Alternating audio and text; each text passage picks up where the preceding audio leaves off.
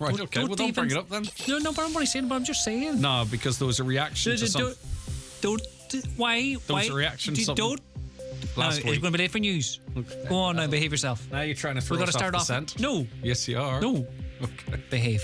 Good luck. Well, I know nothing, but I know nothing. I can read you like a book. Oh, you cannot. Good luck. So today you were extra trying to... you're very close, but you did it for real last week. Did I? You did. You're still coming back at me like a dog with a bone. Go woof woof in the shed. He's getting worried, look. Go on away now, behave yourself. All right, good morning to you. Let's get a news update first and say good morning now to Donald Kavanagh. Thank you, Greg. Good morning. The government is being accused of letting people in the West and Northwest die by failing to honour a commitment to construct a regional cancer centre. The centre was promised under the National Development Plan 21 to 30, but so far there's been no movement on the project. The West and Northwest have the highest incidence and mortality rates from cancer in the country. Professor Michael Cairn, who directs the Celtic University of Galway Cancer Network, says Dublin has 4 cancer treatment centres, while once again the West and Northwest are being ignored. We only have the one cancer centre in the West. It's located in the University Hospital Galway, and cancer care is in competition with the emergency programme. So the challenge is to deliver a fit-for-purpose cancer centre now that allows cancer care to be taken out of competition with the emergency programme and allow people to get appropriate access. A man in his 30s, detained on suspicion of the murder of a woman in Sligo a week ago, remains in custody this morning. Angela Canavan, aged in her 50s, was found dead at her home in St John's Terrace in the town on last Monday. Gardaí made the arrest yesterday morning. The man is still being questioned at a Garda station in the northwest. A 36-year-old man's been charged with multiple offences following a burglary at a commercial premises in the Newmarket Street area of Derry on Saturday afternoon last. The charges include aggravated burglary with intent to commit unlawful damage, possession of an offensive weapon in a public place, and criminal damage. He's due to appear before Derry Magistrates Court later.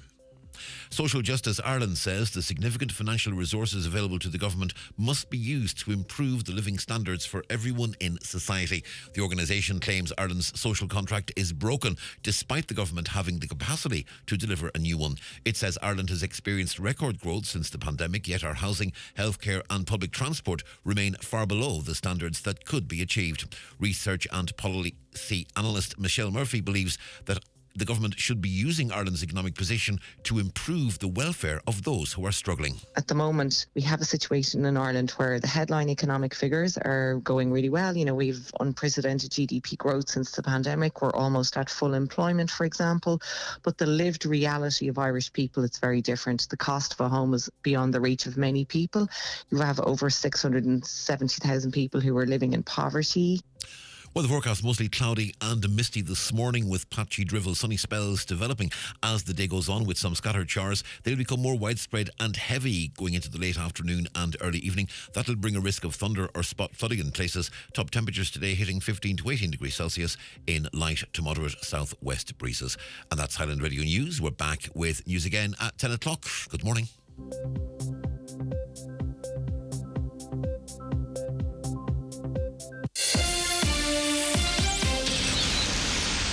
My perfect escape would be... a city break, somewhere with loads to do. nothing. Just relax and go. Out. Dinner and drinks in the hotel before heading To bed. Nice and early for an amazing night's sleep. At Maldron Hotels, we provide you with everything you need to escape your way across Ireland and the UK. Save on every room, every night when you book direct with Click on Maldron at maldronhotels.com. The county's #1 talk show, The 9 till Noon Show on Highland Radio. And now, it's time for the talk of the Northwest, The 9 to Noon Show with Greg Hughes on Highland Radio. Hello, good morning to you. 4 minutes past 9, Monday the 8th of May 2023. It's a pleasure to be with you for the start of another week here on the 9 till Noon Show. Caroline Orr is back taking your calls and comments on the text line 086 60 25 000. 086 60 25,000. Neve is working alongside her, taking your calls too on 07491 25,000. Keep us busy on those lines this week again, will you? And if you want to talk about anything, raise an issue, you need some help with something, get in touch with us. We're more than happy to help. Emails too to comments@highlandradio.com. Right, okay. Let's look at the newspapers this morning. Did you feel the tremor in Donegal over the weekend? The Irish National Seismic Network is urging people across Donegal who felt the earthquake this weekend to file a report on the website. This is in the Donegal News. The 2.5 magnitude earthquake occurred near Glenveigh National Park in the early hours of Saturday morning. The tremor, which was detected 5 kilometres below ground, was recorded by seismic stations across the country. I posted about this at the weekend and many people heard it. Others thought it was just simply thunder. Others actually felt a bit of a rattle. One lady thought it was just her husband snoring. There's lots of different reasons as to what people, or different explanations as to what people thought it was, but it was a mini earthquake. Some people who felt the tremor, reading here, have reported that the earthquake made their home shake, whilst others said it sounded like a loud crash of thunder that woke them from their sleep.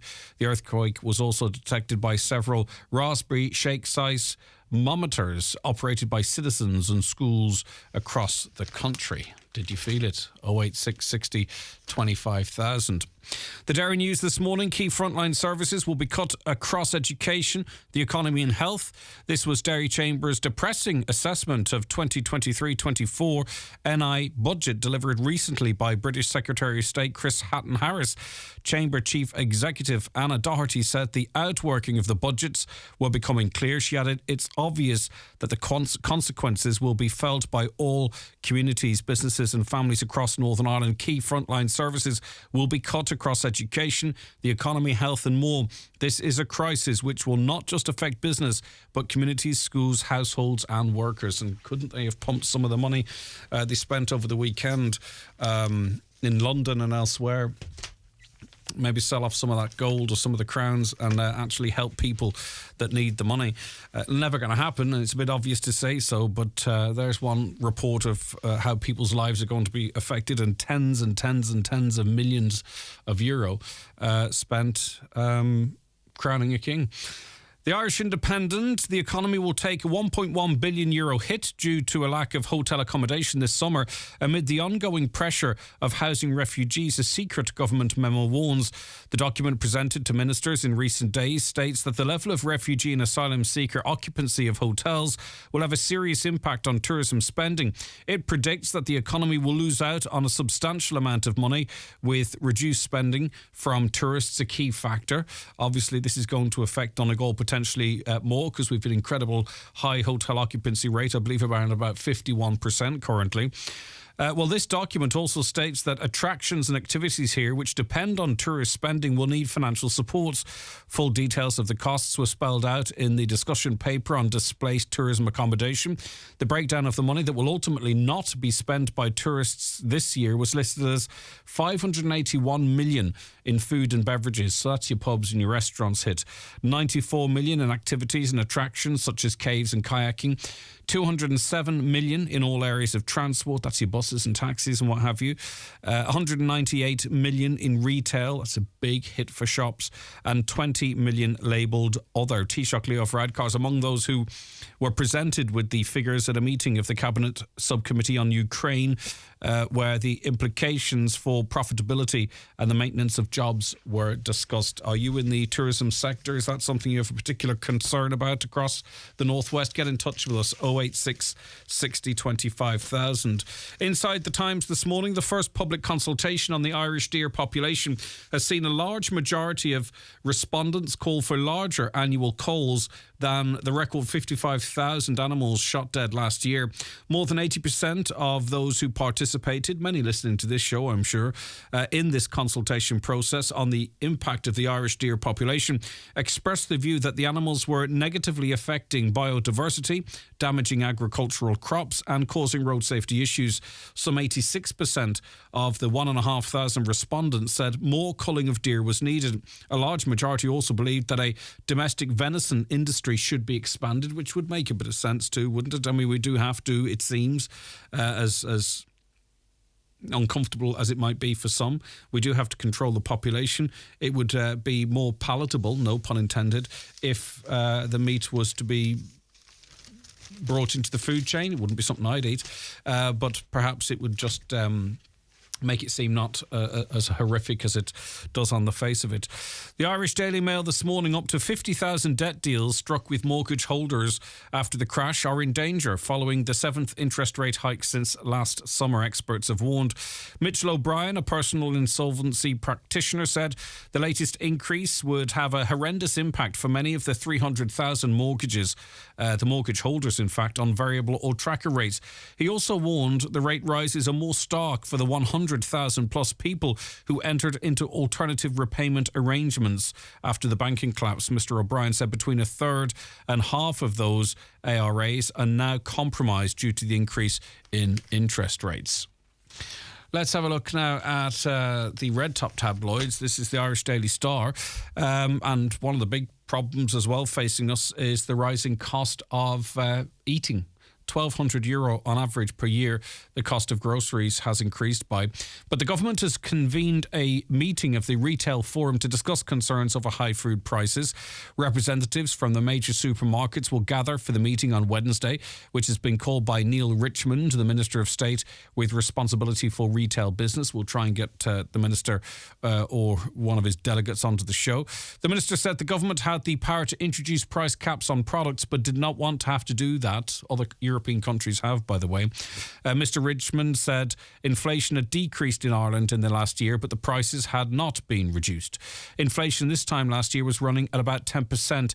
It is down to 5% now. We should be seeing prices coming down, he told RTE, the Week in Politics programme. Not that we ever would, but if we organised as a people, even in one particular county, and said, look, we're not going into these shops or that shops until you do something about these prices, how quickly would it take before they took action? Probably quite quickly. The Sun this morning, amongst other papers, tells us that a man in his 30s was in custody last night after being arrested on suspicion of the murder of a mother a week ago. Angela Canavan, aged in her 50s, lived alone in St John's Terrace in Sligo Town.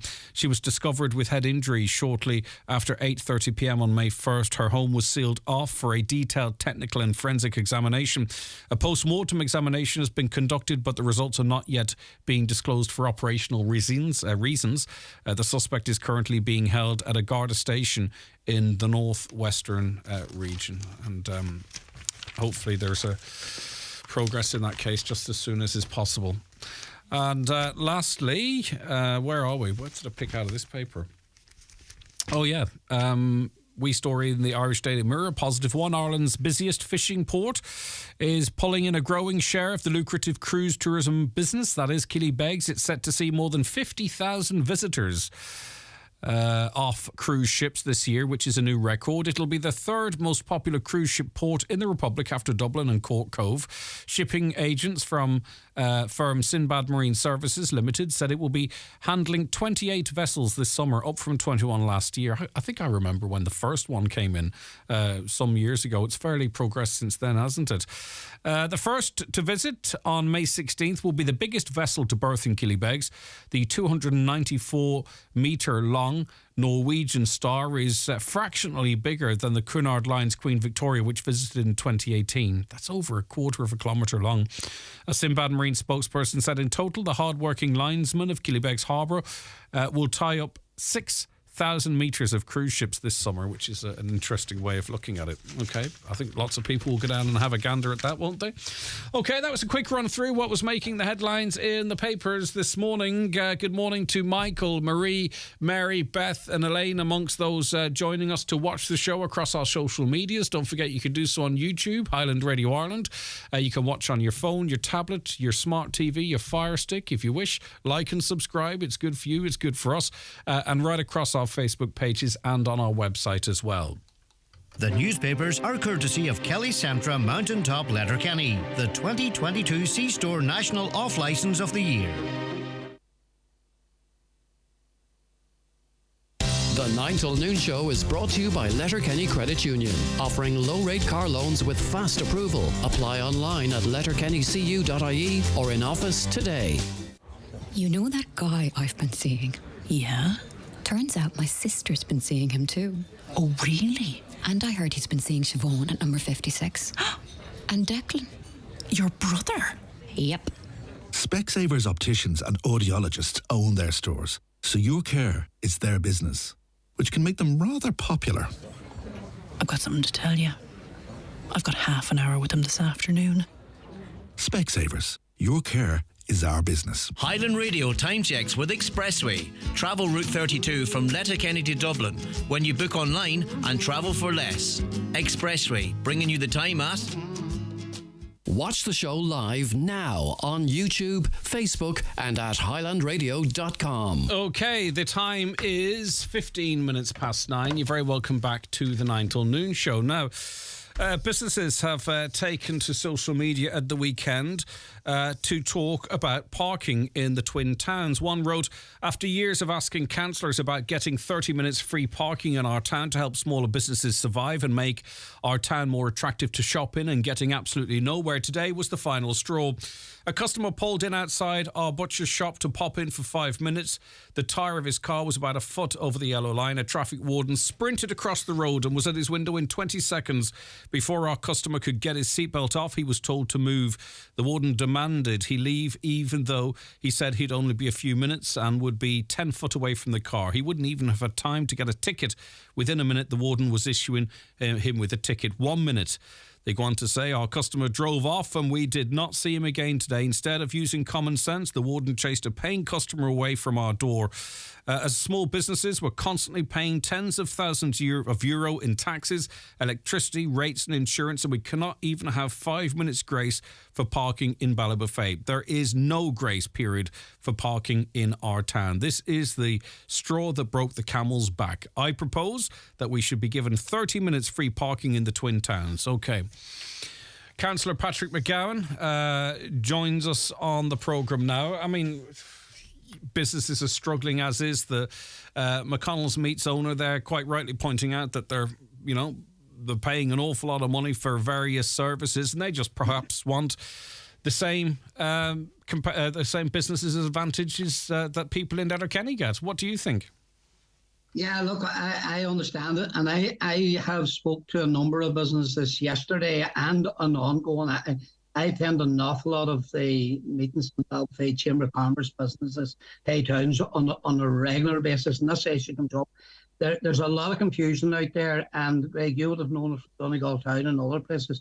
Ballybofey is the same as Bundoran and Donegal Town, not Letterkenny. Let me clear up Letterkenny. This is one of the advantages Letterkenny got from the old days of being a town council. When the government done away with the town council, the county council, the full council agreed that the Letterkenny town councils would keep some of the benefits. This is like all the gardeners and all the extra road staff they have, and they have three traffic wardens. In order to operate this free half hour, 20 minutes, you take nearly 3 traffic wardens to do it. It's very complex. And that's what it takes. In Ballybofey, we have one. The money that's collected in Ballybofey, there's enough money there to pay one traffic warden. The rest of the money then, the other 70-odd thousand, goes to street sweeping, which the Chamber of Commerce recently took over. And as you can see, they're doing a fantastic job. There's a confusion out there as well about no grace period. For a fact, there is 10 minutes. This is not at the discretion of the traffic warden. He has no discretion whatsoever. The machine that he carries, it's a scanner. It's calibrated. And if you happen to pull up and he happens to be standing right in front of you and you get out of your car and walk away, he can then scan your car. The machine that he's carrying cannot issue a ticket in Donegal Town, Bundoran or Ballybofey for at least 10 minutes. So you're very fortunate if you're standing, parking, and walk away from your car in front of the traffic warden. So most likely he's not there. At least he probably won't appear for another 5 or 10 minutes, which means you have, but at least. So you're saying the car would have to be scanned in situ without a ticket and then scanned 10 minutes later?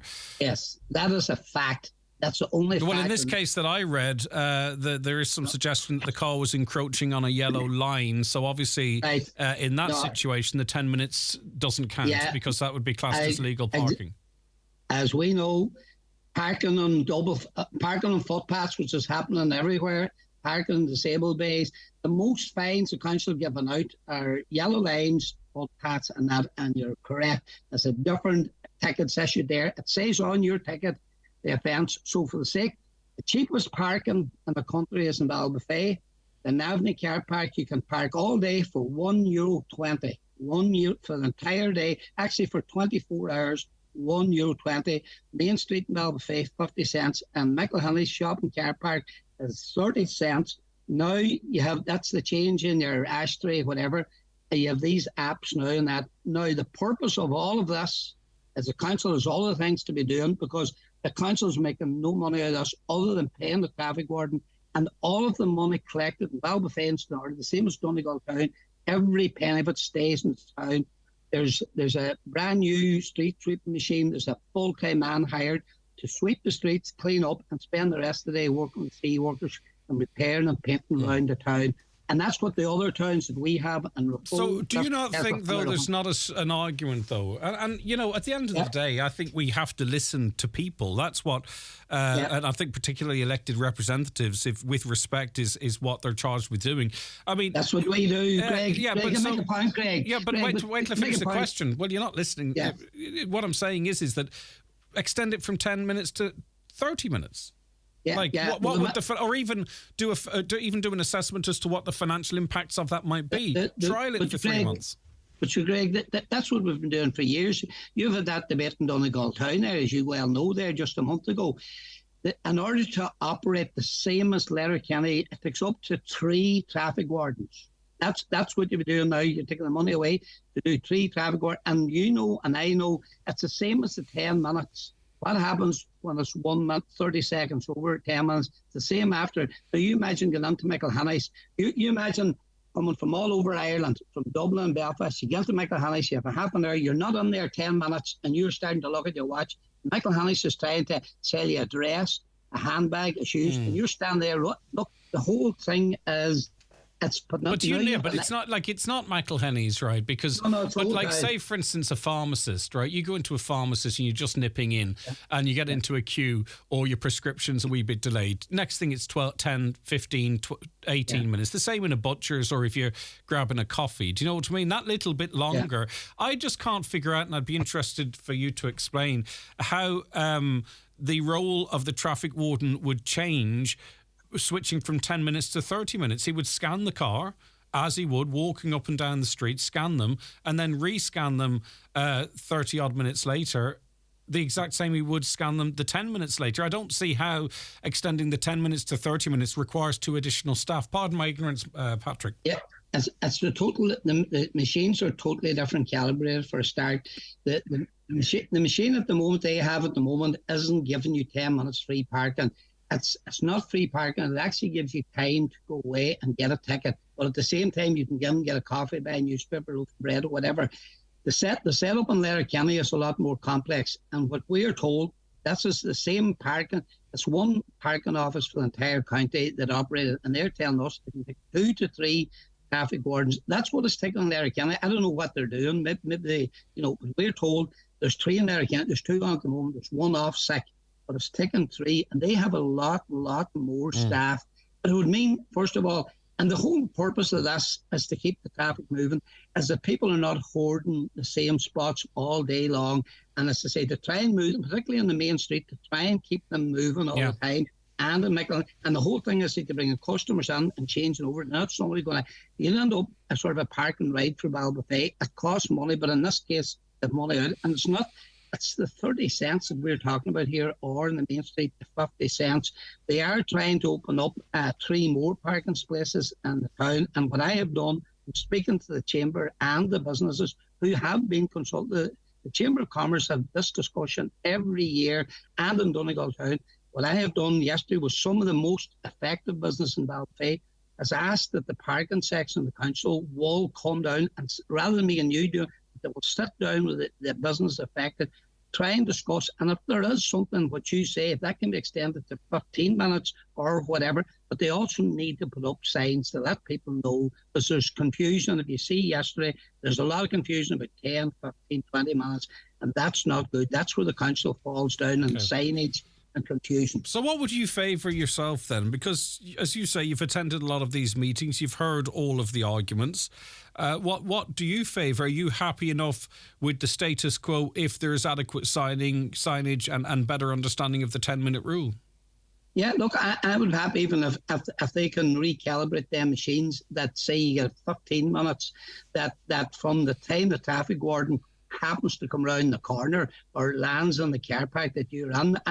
10, 15 minutes, if it allows someone to get a cup of coffee or buy a newspaper, or she said, get to the chemist and come out. But look, in my case, what I will always do, because you never know when you get into a shop or you go round the corner who you bump into, you're better putting that 30 cents, and this is what it's all about, is putting that 30% into it. Or, now there's a fantastic app out there now.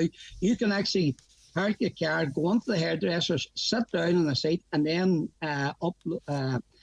pay for your parking on the app while you're in the hairdresser. Well, you don't even have to wait or delay. But look, I think the problem with the council happens is communication. There should have been a lot more. It's not down to me or you or the general public to explain this. The council are there. And by the way, there can be no grey areas in this, because these traffic wardens who are hated in the country, nobody likes a traffic warden. They have to go in front of a judge, and if there's any grey areas, they just made a fool of and they're thrown out because the sympathy's never given. But they do need, and the council has promised me, they will sit down with the Chamber of Commerce in Ballybofey, but particularly the business in Ballybofey, who I do know, and I know them all very well. They do still have issues. A lot of them did not realise, as you can see on Facebook, there's a lot of confusion about 10, 20 minutes. And there is 10 minutes. Right, okay. Listen, we'll see what the listeners think as well. Thanks, Patrick. I appreciate your time this morning. That's Fianna Fáil Councillor Patrick McGowan there. What do you think? Is that something that conversation, has it changed your views if you're in that area? 086 60 25,000 WhatsApp and text. I got a contact from a listener in Lifford last week, and didn't mention it at the time because we wanted to chase it up and raise the issue with the Gardaí. And the problem they're having is antisocial behaviour in the Lifford area almost every night. A group of boys and girls kicking people's front doors, and they're doing it to an older lady too, who this person is related to. It's in the Ballyduff area of Lifford. And their concern is that they're going to end up giving this lady a heart attack as they kick the door with some force, and the woman is scared as a result of it. So off air, we chased it up with the local reps on the Joint Policing Committee and on Garda Síochána have told us that they're going to follow this up as well. But is that something that you've been affected by, antisocial behaviour in the Lifford area, doors being kicked, particularly from this listener's perspective? They're concerned about the Ballyduff area of Lifford, and it's something we want to help to bring to an end if it's still ongoing. Let us know. 086 60 25,000, 086 60 25,000. Right. The footpaths and car park is never treated during the winter months. And another thing, there's people parking at the McElhenney's car park. She walks past the cars, no tickets, sickening. Now, it's very possible that these people have booked tickets online and their reg is in the system. So I think a lot of people are using the online system now, so it's very possible that if you don't see a ticket on the window that they've paid for their parking online, and the machine the warden holds will indicate that to them. Good morning, Greg and team. Buncrana is a 30-minute grace period and only needs one traffic warden to manage. That was one part of that conversation. I really didn't, I couldn't link the dots on that, but the model is already employed in beautiful Buncrana, so why not the Twin Towns? Even for a period, I don't understand why we don't try something. Give it 3 months or 6 months of the summer and go back to the businesses and say, look, did it have a material impact on the businesses? Maybe you prefer if we went back to the old system. Maybe people can't park or you're not getting as much business. Work with them. They're the ones paying a fortune into the council's coffers. A caller says the councillor stating it's complicated to operate the 30 minutes grace period is nonsense. When he went on to point out the wardens use scanners, he's effectively calling the business owners a liar, which I don't believe he is, but I understand where you're coming from. Typical public representation these days, they don't listen to the needs of the electorate. Ask Patrick, can we get the street cleaner to clean the housing estates around the town? Might double check on that one. That would make sense, wouldn't it? Can you tell Patrick McGowan Letterkenny is 3 times bigger than Ballybofey? So one traffic warden should be enough for Ballabafay Stranraer. I live in Milford, says a listener here, and there's a school bus having an issue trying to get around the town.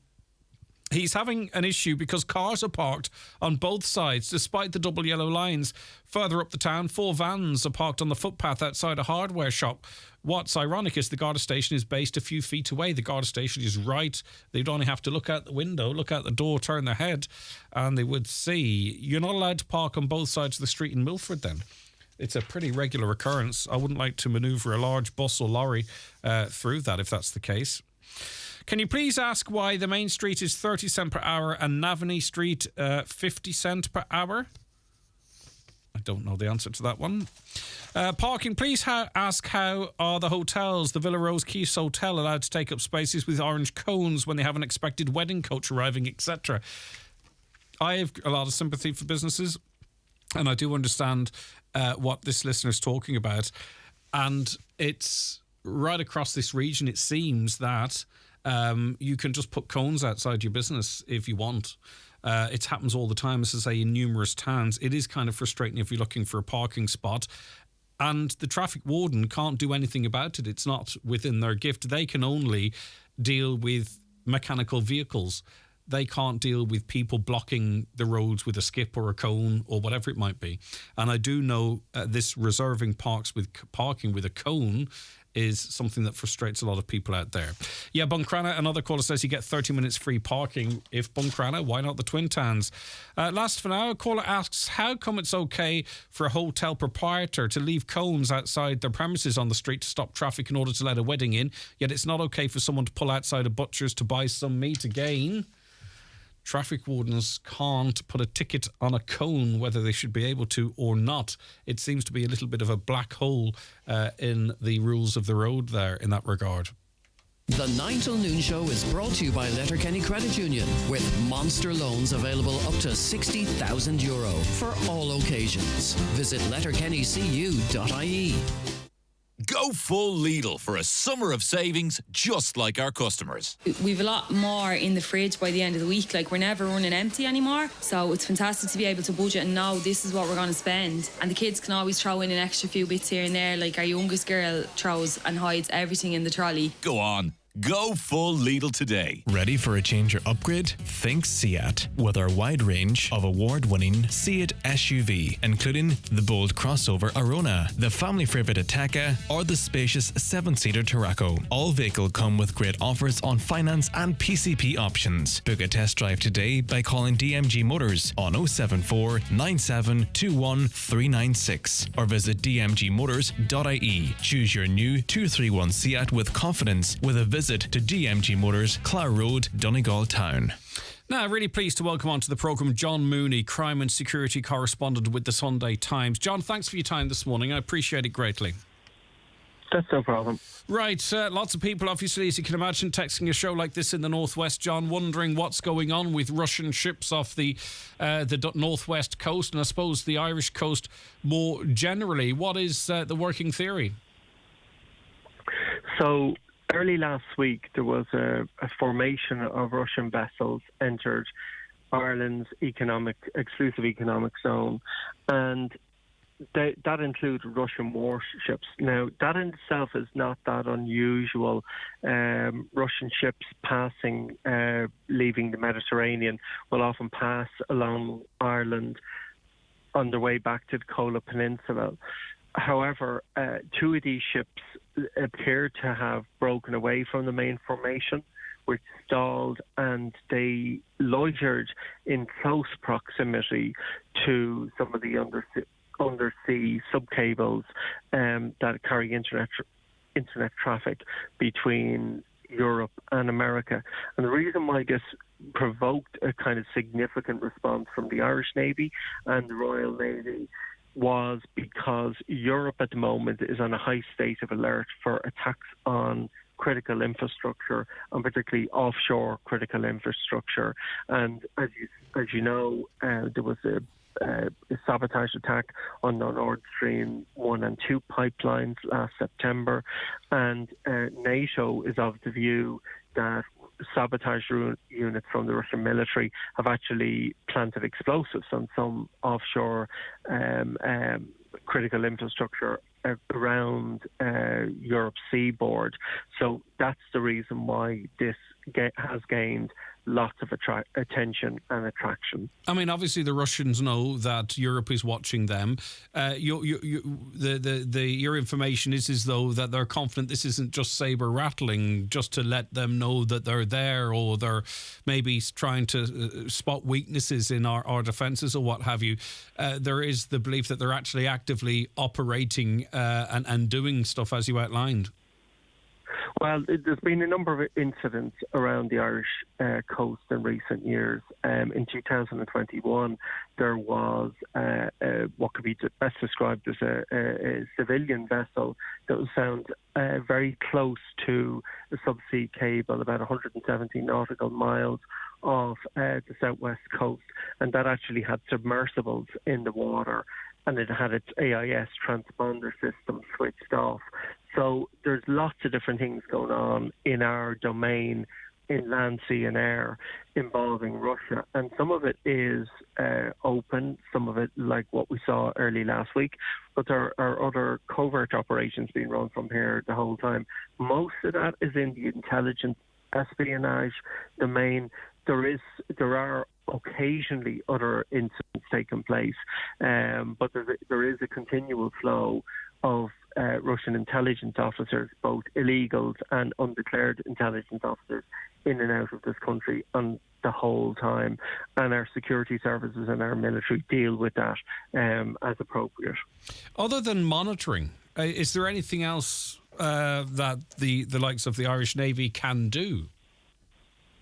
Well, I think that what these sort of incidents, which are escalating continually, shows is that Ireland's view that it is somehow protected because we're a neutral state in more significant geopolitical confrontations is really a nonsense, and it should be confined to the history books. So I suppose with the government, from a government's point of view, and you have to see it through various prisms.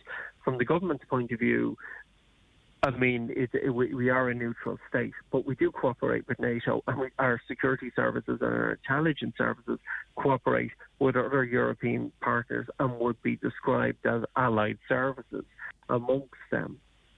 Our military is the exact same. However, politically, we like to reaffirm our independence. But this is all getting very confused because there's obligations as members of the European Union that if one of our nation states was attacked, we have an obligation to go and help defend them, and likewise.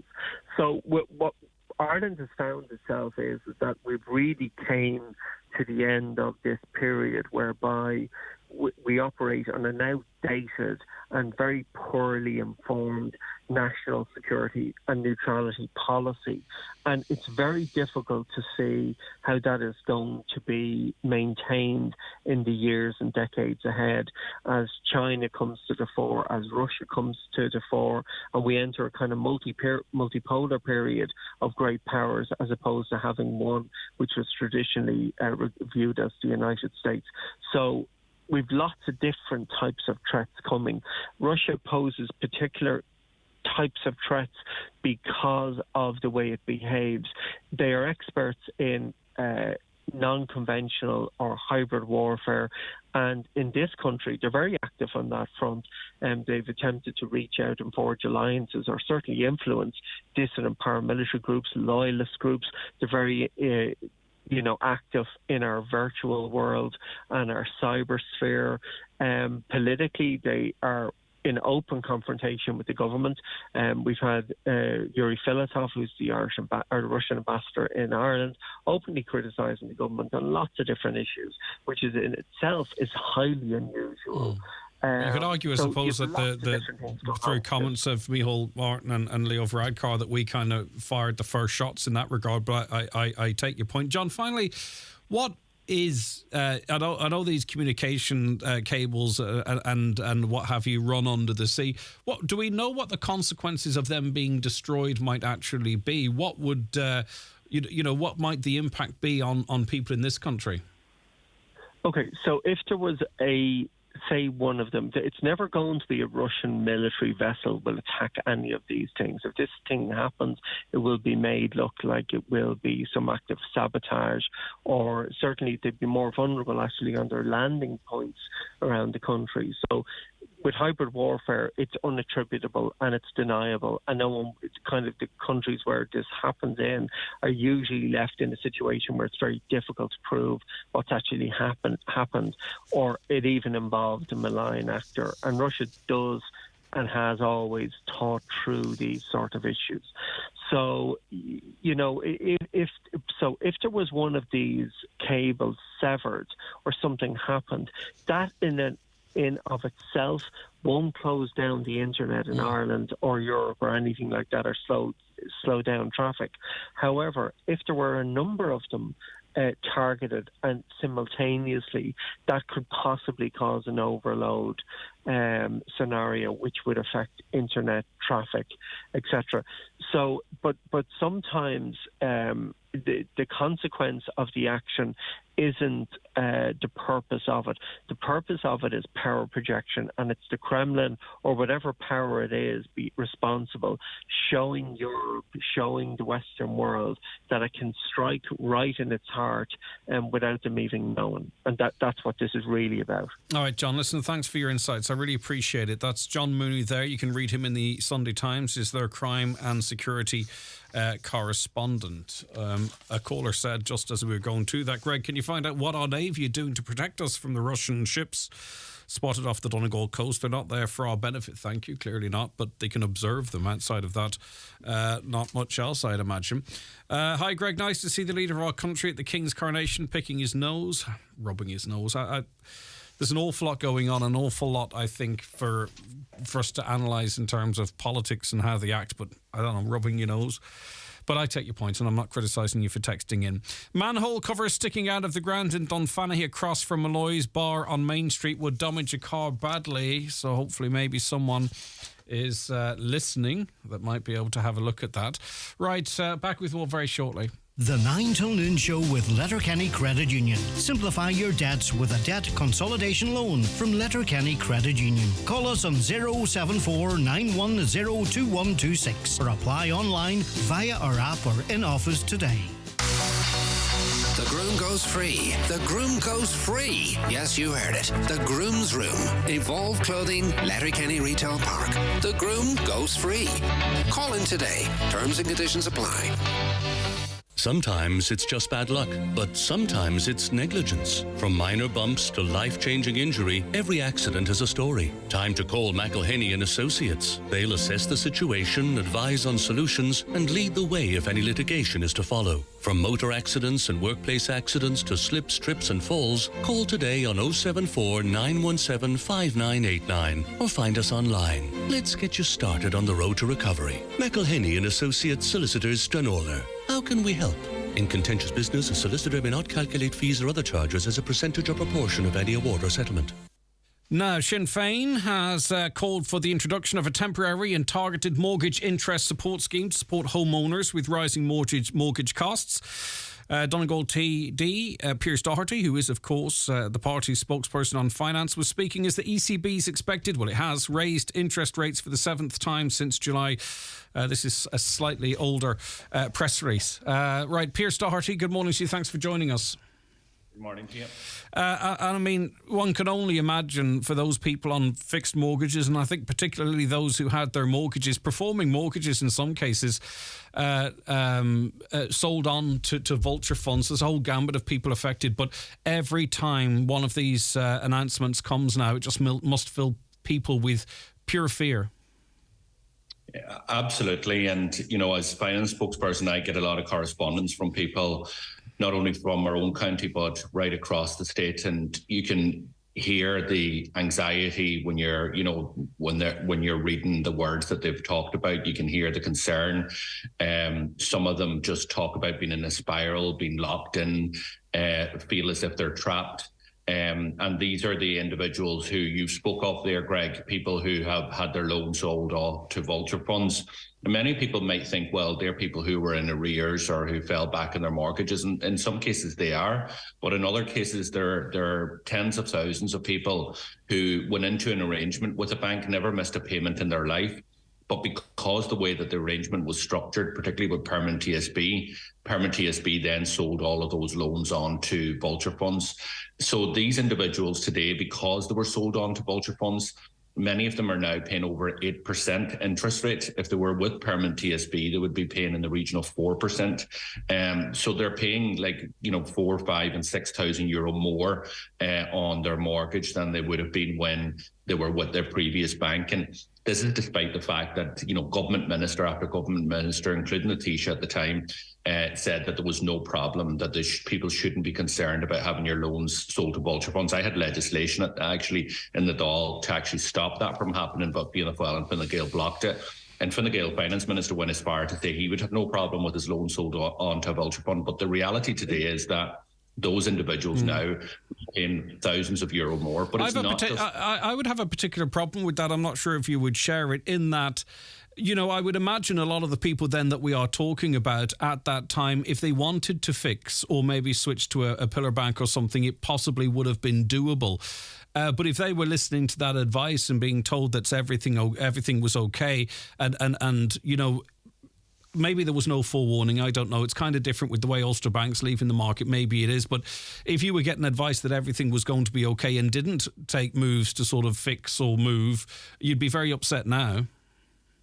Yeah, and people are very upset. People feel that they have been betrayed by government in relation to those assurances that they were got. We made it very clear at the time that, your loan should never be in the hands, your loan for your mortgage for your house should never be in the hands of a vulture, because they are only interested in the short-term fix. They're only interested in basically squeezing as much out of you as quickly as possible. So they're not interested in your student loan, if you have children, your kids' loan, or, your loan for your car. There's no interest there. Whereas Permanent TSB, AIB and Bank of Ireland, whatever we think of them, they're competing with each other and they're competing in the long term. They want to be here in the next 50 and 100 years. The vulture funds don't. And that's why a lot of these main banks haven't passed on fully. They have passed on interest rates, but they haven't passed them on fully because they're trying to be competitive. And that's why that was always the risk with the vultures. So it's extremely bad if you've got your loan with a vulture, because what they've done is they've passed on those interest rates. So many of the split mortgages we were talking about, those mortgages were being charged around 4, maybe even a higher percent. Now they're up at 8%, and they will go higher as the ECB continues to increase interest rates. That's a huge amount of interest on a family loan. But it's not just the loans that have been sold off to vultures. People who are paying variable rates, who are on tracker rates, and there's 250,000 of those in the banking system. Because of the shock, because the fact that the ECB have increased interest rates 7 times since July, what we now have a situation is, and our own central bank pointed this out last week, that 20% of all mortgage holders have actually experienced a 50% increase in servicing their mortgage this year. That's 5,000 euro. And that's before last week's interest rate hike happened at the ECB level. And we expect further increases. So that's why Sinn Féin's saying, look, we recognise that the ECB is trying to fight inflation. They're independent setting their rates. We can't do anything about that. But there is a responsibility and indeed an obligation on the state to actually help, take the sharp edge off this sudden shock of 5,000 euro increase on people's mortgages. And the way that they can do that is through mortgage interest relief. Yeah, but I'd imagine those that are making these decisions to increase interest rates would not be too happy with that, because the whole idea, is to try and drive down inflation. So then if a national government intervenes, you're spending taxpayers' money to offset a EU mechanism to try and reduce inflation. I mean, so there has to be a consequence to that. Well, first of all, there's 2 parts to that, Greg. First of all, what Sinn Féin is saying we're not talking about absorbing all of the interest rate hikes that have happened in the last 10 months since July of last year. We've never said that any government, whether it was us or Fianna Fáil or Fine Gael, could actually do that or should do that. What we're saying is 30% of the increased interest that families are seeing should be taken on temporarily onto the state's accounts, and the state has the ability to do that. We have the resources to do that, and that would benefit up to €1,500 per household. What the ECB is trying to do with, in terms of fighting inflation, is they're trying to reduce credit right across the European zone. So they have a crude instrument in doing that, and that's interest rates. Now, those interest rates obviously affect people who are borrowing, who've already borrowed. But the main thing it plans to do is actually to stop people borrowing in the future, to stop businesses, to stop households borrowing in the future by pushing the cost of credit way up. But in doing that, there's people already trapped in that cycle. They don't have a decision whether they're going to borrow further. They've already borrowed, and that's their mortgage interest rates. So we're not talking about trying to make credit easier for people so they can go on holidays or buy a new car or whatever. We're talking about people who are trying to keep a roof over their heads. And the central bank, our own central bank, made the point that more people are going to fall into arrears now. So, and it's the shock of this. Like, if you were sitting at home last year, we were in the middle of a cost of living crisis, and you were trying to balance your books, and you were thinking, right, well, this is what's going to happen in terms of maybe a young fella's going to college or whatever it is, and you're trying to budget, and then out of the blue, your mortgage cost has increased by €5,000. You have no time to adjust for that. So how do you target this, though? Because there are many people of those on tracker mortgages that are prepared to ride this out. They could have fixed. They can still fix. A lot of them could still fix it around about, 3.2% or something along those lines. But they want to maybe hold on to that tracker to ride it out to see if things come back down again. They don't want to overcommit. So why should we, and this sounds like a horrendous question, but I hope people understand where it's coming from. Well, why should we insulate them in that risk? For those that can fix, how do you target this so that we actually help people that can't pay their mortgage and not help people that are making a financial decision to best suit themselves? Well, first of all, people who can fix will make that decision themselves based on your own individual circumstances. There's no kind of one size fits all in relation to whether you should fix or not if you're on a tracker mortgage. It all really depends about how much you owe, how long's left in your term. And also, can you, as you said, can you ride this out? Can you take the risk? But even if you were to fix today, you're still fixing at a higher rate than you were this time last year, because banks have increased fixed rates, and some banks have increased it a number of times. So those individuals who fix, Greg, would also receive support through this scheme that we're talking about. Basically, anybody who sees their interest rate increase since last year, or has a higher rate because of this since last year, then they would be able to get some of the support up to a maximum €1,500. And yeah, you make a point, and there's always an issue in relation to this here. Is there people there that are wealthy that have got, seen their mortgage interest increase, and they can actually ride this out? There's no doubt that there is, but there's other ways of dealing with that. Like, for those that are super wealthy, or those who have incomes above 140,000, we have different proposals in relation to additional solidarity tax for incomes. I get you. So we could claw it back elsewhere. Secondly, too, and again, I get we need to help people, particularly those affected by the vulture funds, but we're using, again, and it's similar to the situation with defective concrete. Again, we're using taxpayers' money, all of our money, to effectively line the pockets of the vulture funds. They can sit there and still enjoy charging their ridiculous interest rates, and they're insulated in that. In other words, we're going to make sure that people can continue to pay these ridiculous mortgages, again, using taxpayers' money to line the pockets of some of the worst banks out there. For some people, that won't sit well. Look, what the vultures have done in terms of passing on all of these interest rates is absolutely immoral. In my view, we will have soon, and once the last rate increase, which happened last week, that'll be passed on now in the next number of weeks. And once that happens, you're going to see people paying 8.5% interest in terms of their house. That's just absolutely. But is the government proposal to try and make it easier? And I haven't been able to get much information on it, but they're looking at it, I believe, believe, in the summer to make it easier for people to switch from vulture funds to pillar banks. Is that not a better way to do it? In other words, help people and target the money from getting them out of the grips of these vulture funds rather than, as I say, insulating them by guaranteeing their cash. Yeah, well, look, first of all, let me say this here, and I've heard this speculated by government and all of that.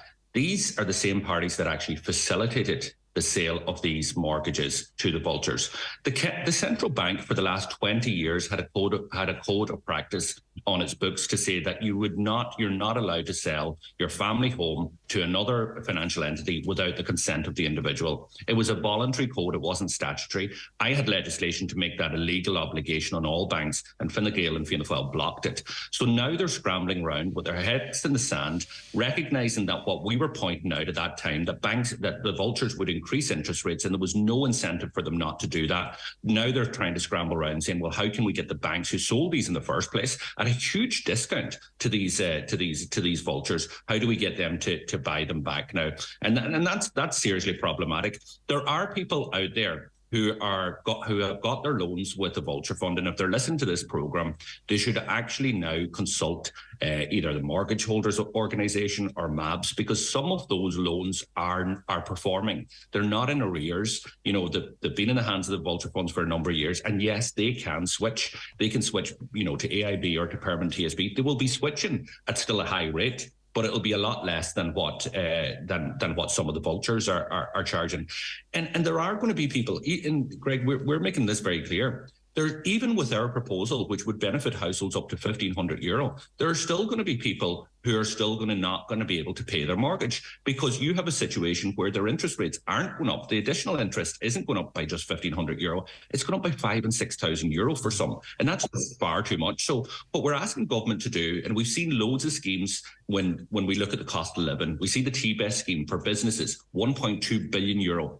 It doesn't matter whether your business is a multi-billion euro profit business or a little corner shop, both can actually avail of it. The energy credits avail to everybody, regardless of what type of income you have. So there is precedent here in terms of a cost of living crisis where you have to take in a broad measure to actually not insulate everybody, but insulate and take the sharp edge of this. Well, what's the cost? The cost of this, to run this out between now and the end of the year, what we've kind of estimated is €400 million, and that's based on costings that was provided to us by the Independent Parliamentary Budget Office.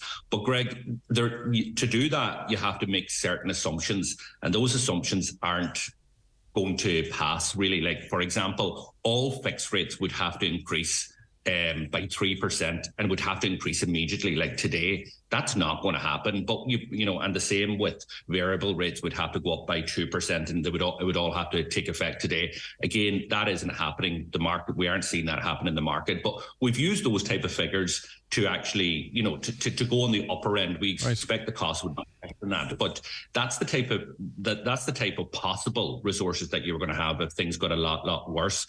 And look, there is a €10 billion surplus this year. This is these individuals are taxpayers as well. And, we talk about the cost of living. We're talking about food, which has put a huge pressure on families at this point in time. It's, going up and up and up. The average additional food bill per year is €1,200 for families. Some of these families are paying €5,000 more in terms of interest. This is the biggest cost of living increase that many families are facing. It's not food, it's not energy, it's actually your mortgage. Okay. And on this issue, the government has decided to do nothing, and that's not acceptable. All right, thank you very much indeed for that. That's Deputy Piers Doherty, Sinn Féin's spokesperson on finance. Agree, disagree? I mean, I'm sure the government would argue that they are doing plenty. A caller says, I'm an old age pensioner and received my ESB last week, which had €700 credit. When asked, could I be refunded, as I feel as though this could be better used, I was denied this with no further explanation. It was a complete disgrace. How would one find themselves with €700 in credit? Maybe a low user. and that is some of those government initiatives. I don't know who is to say. A caller says all Pierce does is talk. First, car insurance, if anything, it still keeps going up. Now mortgages, talking no good when the prices are still rising. Okay, 08660 25,000. That's the WhatsApp and text number. We'll be back with more on the 9 till noon show after the news and obituary notices. The 9 till noon show is brought to you by Letterkenny Credit Union. Digital loans now available. Apply online or via our app today and get your loan transferred directly to your current account. The choices we make determine where we're going. Where will your choices take you? Visit Kelly's Toyota, Letterkenny or Mount Charles and join the thousands of Irish drivers who swap diesel for Toyota Hybrid Electric, lowering their emissions and fuel costs. We've Ireland's widest hybrid electric range, including the Toyota CHR and Yaris Cross. Don't miss out. Order today at Kelly's Toyota, Letterkenny or Mount Charles. You'll never take a wrong turn with Toyota. Built for a better world. It's where you live. It's where you relax. It's where you make memories. Treat your home to a visit to Cooney's Home Interiors. We have everything in store to help recreate your home. Choose from our extensive range of suites, tables, beds, mattresses and home furnishings for every room. Cooney's Home Interiors, Letterkenny. Style and perfection at incredible value. Live, on air, online and on the Highland Radio app. This is Highland Radio News. Good morning, it's 10 o'clock. Donal Kavanagh at the news desk. 2 men have been arrested in relation to a weekend security alert in Omagh. Police investigating a vehicle hijacking and subsequent security incident in the Derry Road area of the town on Saturday carried out 2 searches last night. A 56-year-old man was detained during a search in Omagh. A 29-year-old was arrested during a search in Strabane. 2 vehicles were also seized. Both search and arrest operations were carried out under the Terrorism Act. The 2 have been brought to the Sears Crime Suite at Musgrave PSNI station in Belfast for questioning. The delay in appointing a project design team to construct a purpose Model 4 hospital in Galway for cancer treatment in the West and Northwest is costing lives. That's the view of Save the Cancer Network Director Professor Michael Kieran, who says such a centre was promised under the National Development Plan for 2021 to 2030, but that's currently stalled. The West and Northwest of Ireland have the highest incidence and mortality rates of cancer in the country. Professor Kieran says once again central government is ignoring the region and lives, he says, are being lost. Incidence of cancer and the poorest outcome for the country. And we have an ageing hospital that's our cancer centre. And we have the cancer centre for our region is on the National Development Plan. And we're calling on the government to put a project team in behind it now and deliver it in a time frame that will make a real difference. A man in his 30s arrested on suspicion of the murder of a woman in Sligo remains in Garda custody this morning. Angela Canavan, aged in her 50s, was found dead at her home in St John's Terrace in the town last Monday. Garda made the arrest yesterday morning. The man continues to be questioned at a station in the Northwest region. Donegal County Council's Fisheries Committee has been told not enough young people are entering the sector, and if action isn't taken to incentivise them to take to the water, then we may find ourselves overseeing the demise of the fishing sector. That was the warning delivered by Arranmore-based inshore fisheries representative Jerry Early. He says while supports and investment in piers and harbours are to be welcomed, what people really want are realistic quotas and the right to fish. If you ask fishermen, they don't want money, they want fish, they want quota. I find it very frustrating that those that are now in power weren't always in power and were very pro our thinking, but now that they are in power and have an opportunity to do something about it, that hasn't happened. It's a legacy for the people and the likes of myself and those who represent fishermen that, if it stays as it is, we're looking at the death of fishing in this community, and that'll be an awful shame as far as I'm concerned. Social Justice Ireland says the significant financial resources available to the government must be used to improve the living standards of everyone in society. The organisation claims Ireland's social contract is broken, despite the fact that government has the capacity to deliver a new one. SJI says Ireland has experienced record growth since the pandemic, yet housing, healthcare and public transport remain far below the standards that could be achieved. Research and policy analyst Michelle Murphy believes Ireland's economic position could now be used to improve the welfare of those who are struggling. At the moment, we have a situation in Ireland where the headline economic figures are going really well. You know, we've unprecedented GDP growth since the pandemic. We're almost at full employment, for example. But the lived reality of Irish people, it's very different. The cost of a home is beyond the reach of many people. You have over 670,000 people who are living in poverty. Ishka Aaron says repairs to a burst water main may cause supply disruptions in Lassershoe and surrounding areas near Gorthahork. Works are scheduled to take place until 2 o'clock this afternoon. And the Dáil has been told there is no provision in Irish law for the banning of smoky coal from Northern Ireland. The issue was raised recently by Tipperary TD Jackie Cahill. Responding, Junior Minister Josepha Madigan told the Dáil that revenue is limited in what it can do, but a number of operations, she said, have been undertaken with local councillors under environmental legislation. Solid fuels, including all types of coal, are not subject to the EU-wide control and movement regime.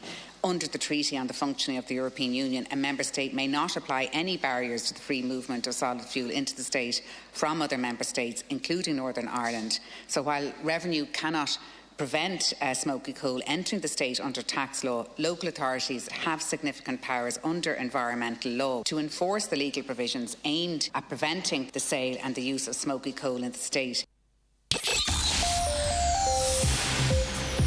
Weather forecast, mostly cloudy and misty this morning with patchy drizzle. Sunny spells will develop as the day goes on with some scattered showers. They'll become more widespread and heavy as we hit the afternoon and early evening. That'll bring a risk of thunder or spot flooding with highest temperatures today ranging 15 to 18 degrees Celsius in light to moderate southwest breezes. And that's Highland Radio News. We're back with news headlines again at 11 o'clock.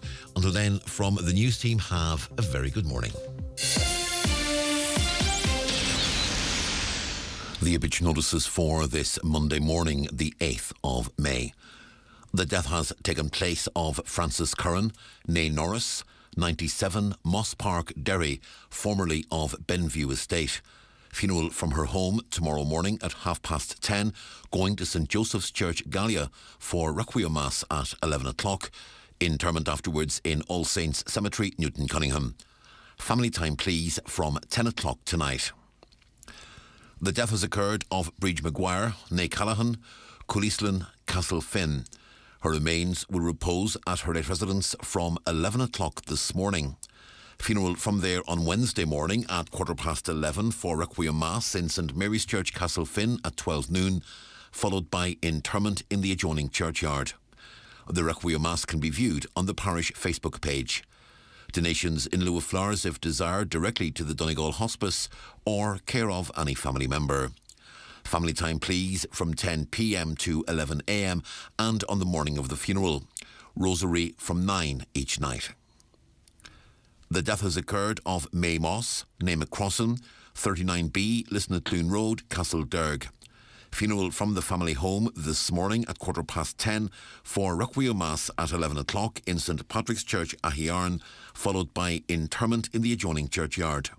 The Mass can be viewed via the parish webcam on parishofahiarn.com.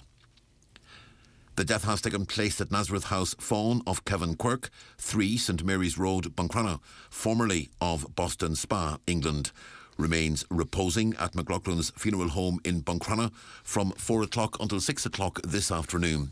Removal from there at 9:30 tomorrow morning, going to St Mary's Oratory for 10 o'clock Requiem Mass with burial afterwards in Cockhill Cemetery. Kevin's Requiem Mass can be viewed via churchservices.tv. The death has taken place of Cormac Kerrigan, Keady, Muff. The family home is strictly private, please. Cormac's remains will repose in St Patrick's Church, Ishkaheen, Muff, from 6 o'clock to 9 o'clock this evening, where people are welcome to pay their respects. Cormac's funeral mass will take place tomorrow morning at 11, followed by burial in the adjoining cemetery. No flowers, please. Donations in memory of Cormac to Little Angels School, Letterkenny, care of Liam Collins, funeral director, Cooldaff. The death has taken place of John O'Doherty, Matty, Malin Head and formerly of Malin Town. Remains reposing at his late residence at Carn Malin, Malin Head. Removal from there this morning at 10:30, going to Star of the Sea Church, Malin Head, for 11 o'clock Requiem Mass with interment afterwards in Lag Cemetery, Malin. Family flowers only please. Donations in lieu if desired to the Donegal Hospice. And the death has occurred of Kathleen Merritt, London, and formerly of Ard McCarran, Ballybofey. Funeral leaving McCool's funeral home, Ballybofey, at 10:30 this morning for Requiem Mass in the Church of Mary Immaculate, Strunoller, at 11 o'clock. Interment afterwards in Drumbo Cemetery. The Requiem Mass will be streamed live via the parish webcam. For more details, including any family health guidelines for wakes and funerals, please go to highlandradio.com.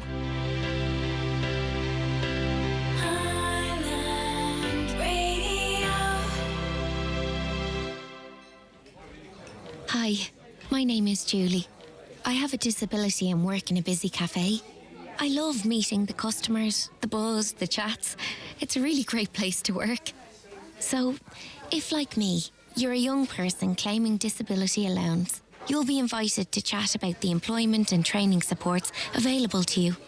Taking part is your choice, but it could be a great opportunity.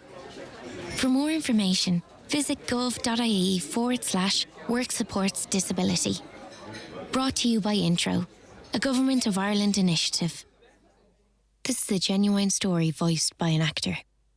All right, you're very welcome back to the 9 till noon show. A very good morning if you've just joined us here on Highland Radio. Interesting first hour. Don't forget you can podcast the programme daily from around about 12:30. It's available for you, split into 3 parts on our website, highlandradio.com. You can watch you back whenever you wish as well on YouTube, Highland Radio Ireland. Okay.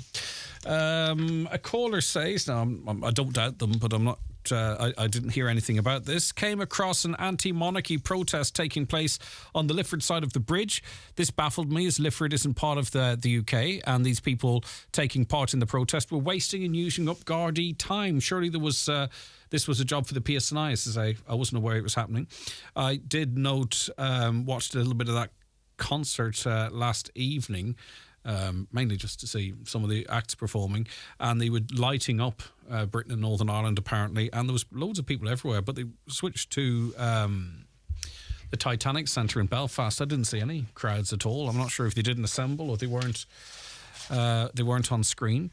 A caller says, what about taxis? They're allowed to park in the car park without a ticket, and there's a car sits there 7 days a week without a ticket. What's the difference? Maybe they can move on when they spot someone coming in their direction. I don't know. A caller wants to know why, when a parked car is causing an obstruction, do they clamp it and leave it where it is? And then you can go to other parts of the county and cars can park wherever they like. Doesn't matter. They can do whatever they want, and there's no level of enforcement there at all. It just depends seemingly where you are. Buncrana is a former town council and it retained all its staff and workings, hence the grace time. But Buncrana will tell you the system is not working and they are actually looking to change it. Well, listen, that's a really great point, and I should have asked that question. Are you a business owner in Buncrana or just someone who goes in and out of Buncrana? They have the half-hour grace period. It's a smaller-ish, I think, than Ballybofey Strunoller. Are you in favour of the half-hour? Would you like to retain it? Would you like it looked at? What would you replace it with instead? Actually, a really great point, listener. Thanks for helping me with that one. Hopefully, if you're listening in Buncrana or travelling to it, let us know. Was in McCool Funeral Home for the removal of my uncle. I had to put a ticket on because the traffic warden was walking around the car park. Does all the parking money goes to the council? Asks another. Yeah, it's ring fenced. The money collected in each town, as far as I'm aware, stays in that town. And I think maybe what you're coming with there, if I'm reading between the lines correctly, is a private company that operates the enforcement, and the traffic wardens are council employees, aren't they? So I don't think there's any money going out of the coffers in that regard. For over a year, the community of Manor have been trying to get an orange light on the zebra crossing fixed. Why does it take so long to get anything in Donegal done? Surely one orange light is not that expensive. Is this a TII road? Maybe it's something we can chase up with the council offices, and if it's not their responsibility, we'll get on to the TII. Let's see if we can get that sorted. An orange light out at a zebra crossing in Manor for over a year. Okay, we'll work on that, see what we can do. Good morning. Here's a thought. Irish people are so proud of themselves for their charity work and monetary donations. They love that pat on the back. But how about voting in a government that will include everyone in their policies and work for all and take this pressure off the man in the street to donate their hard-earned and increasingly spare money? The government isn't working for all is a mirror image of the extent of charity work. Okay, it's an interesting point. I'm with the Housing Association, 5 years. Rent was 46 to start, dropped to 33, then increased to 55 just because I got a €5 increase in the pension. I'm in a cold, damp apartment. I also pay a €200 service charge per year. I've heard about that before, rents increasing in line with that €5 increase in social welfare. I don't think it's the first time it's happened either.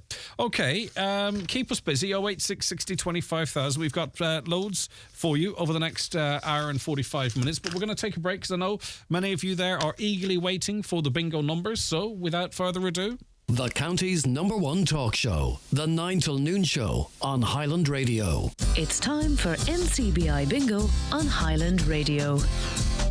It's Monday the 8th of May. You're playing on the green sheet. The reference number is S11. It's game number 19. The numbers are 22, 30, 70, 4, 74, 80, 39, 25, 60, and finally 33. Phone your claim to 9104833 before 8 tonight, leaving your name, contact number and the name of the shop where you purchased your book, and we'll call you back the next working day. Get all your NCBI bingo information at highlandradio.com. Sheridan Security, now introducing zero-wire smart alarm systems. Zero wire, zero mess, and a real peace of mind. With a simple press of a button, your alarm can be set or unset, or download the free app and control it from your phone. Call us today on 074 912 6025 and get your alarm from €299. Stay local, stay safe, and protect what you value most with Sheridan Security Systems. Are you looking for a safe and secure way to store your belongings? Look no further than Space Hub. We offer high-quality new insulated containers that you can rent or buy. Keep the container in our secure yard or have it delivered to your own property. Contact us today to learn more about our container rental and storage services. Call Martin at Space Hub now on 04871 878077 for more details. Join me, Marty Friel, this and every Friday night from 8 for Rockin' Hits on Highland Radio in association with Arena 7 Letterkenny. If you're celebrating a birthday or a work night out, Arena 7 Entertainment Complex has it all. Check out arena7.ie.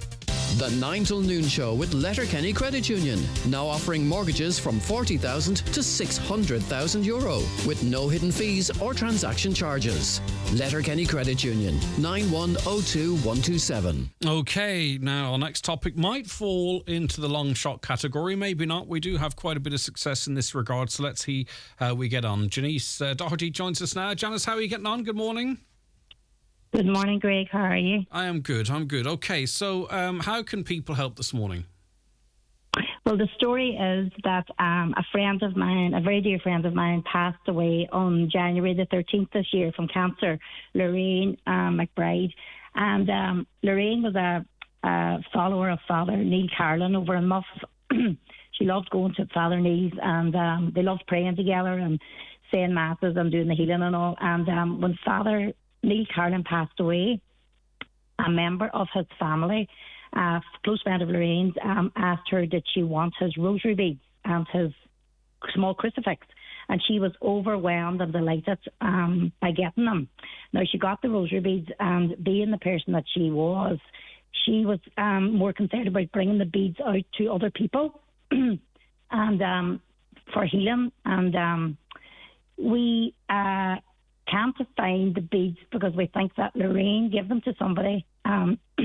Sorry, not telling us who she gave them out to. Now, the family are no way angry or cross that the beads can't be found at the minute, because they do believe that they're with somebody who needs them.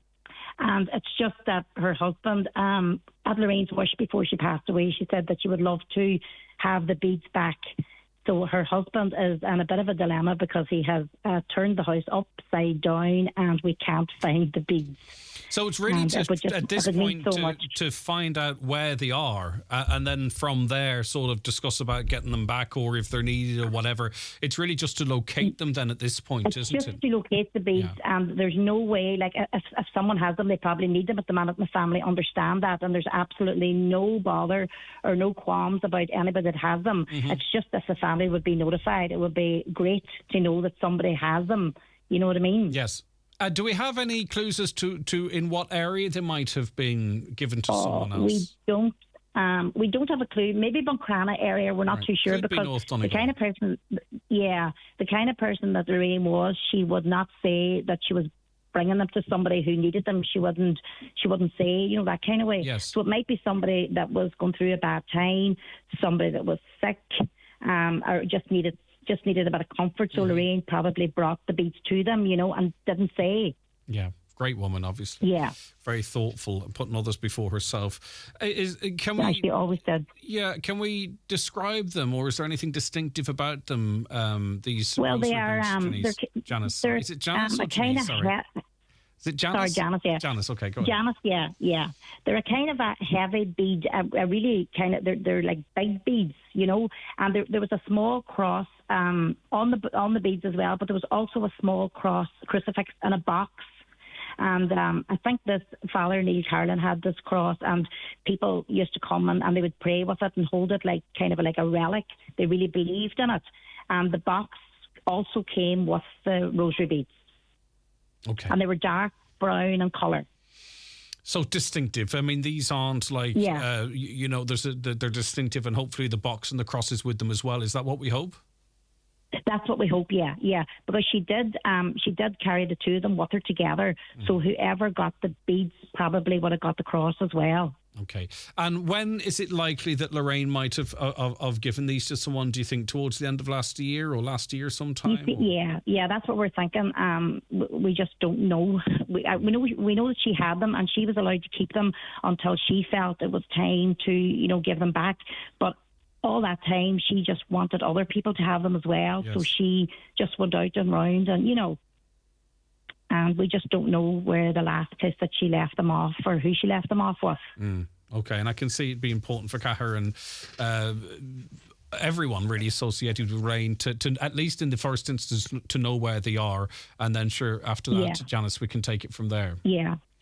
Well, we do believe that Lorraine would want these to be still passed around to people, and I think that's why Cahir is a bit anxious that he wants to carry that out because that was her wish. Yes. To find the beads, Yeah, Lorraine, obviously a big loss to all of you, Janice. That's coming across loud and clear. Oh, definitely. She was one in a million and always thought about other people, and this is one of her acts that she did before she passed away, but unfortunately she hadn't shared it with any of us. Okay. And that was probably her way of not saying who needed these beads, Okay. And it would be lovely if someone had them, and just to let us know, we're not going to say give them back or whatever, but just you can have them as long as you need them. But if we just knew where they were, it would be a lot of... That makes a lot of sense. All right, Janice, listen, hopefully someone listening will be able to help join the dots. My sympathies to you and Cahir and everyone affected by Lorraine's loss, and hopefully we can come up with a solution to this, Janice. Thanks for your time this morning. Great. Thanks very much, Greg. Thank you. Okay. Bye-bye. Bye-bye. Okay, so they heard from Janice Doherty there, and a really quite distinctive item that Lorraine may have gifted to someone, and it may have been passed on to somebody else, and I think it's just to track the movements of these items rather than sort of looking for them back immediately if whomever has them just needs them at the moment. So if you can help with that, please get in touch with us. 074 91 25,000. Right. Martin Mulhoff is director of the Irish National Seismic Network. He joins us now, I hope. Martin, good morning to you. Yeah, hello, good morning. How are you doing? I am good, And the talk of the town, the talk of the county over the weekend was this 2.5 magnitude earthquake. So what from our equipment and I suppose what has been submitted to the network do we know about this event? Yes, good morning. So we operate a seismic network across Ireland at DIAS, the Dublin Institute for Advanced Studies, and the work supported by the GSI, the Geological Survey. And we have 10 stations now at the moment, all around Ireland. There's one station in Donegal, and then one in Mayo and Dublin and so on. And yeah, early Saturday morning, picked up this earthquake, which happened in Donegal. And in addition, we received a lot of felt reports. So on our homepage, there's a link where people can submit what they felt and heard and experienced. And this is really interesting for us. We by now received over 250 felt events. So this is a record number for us.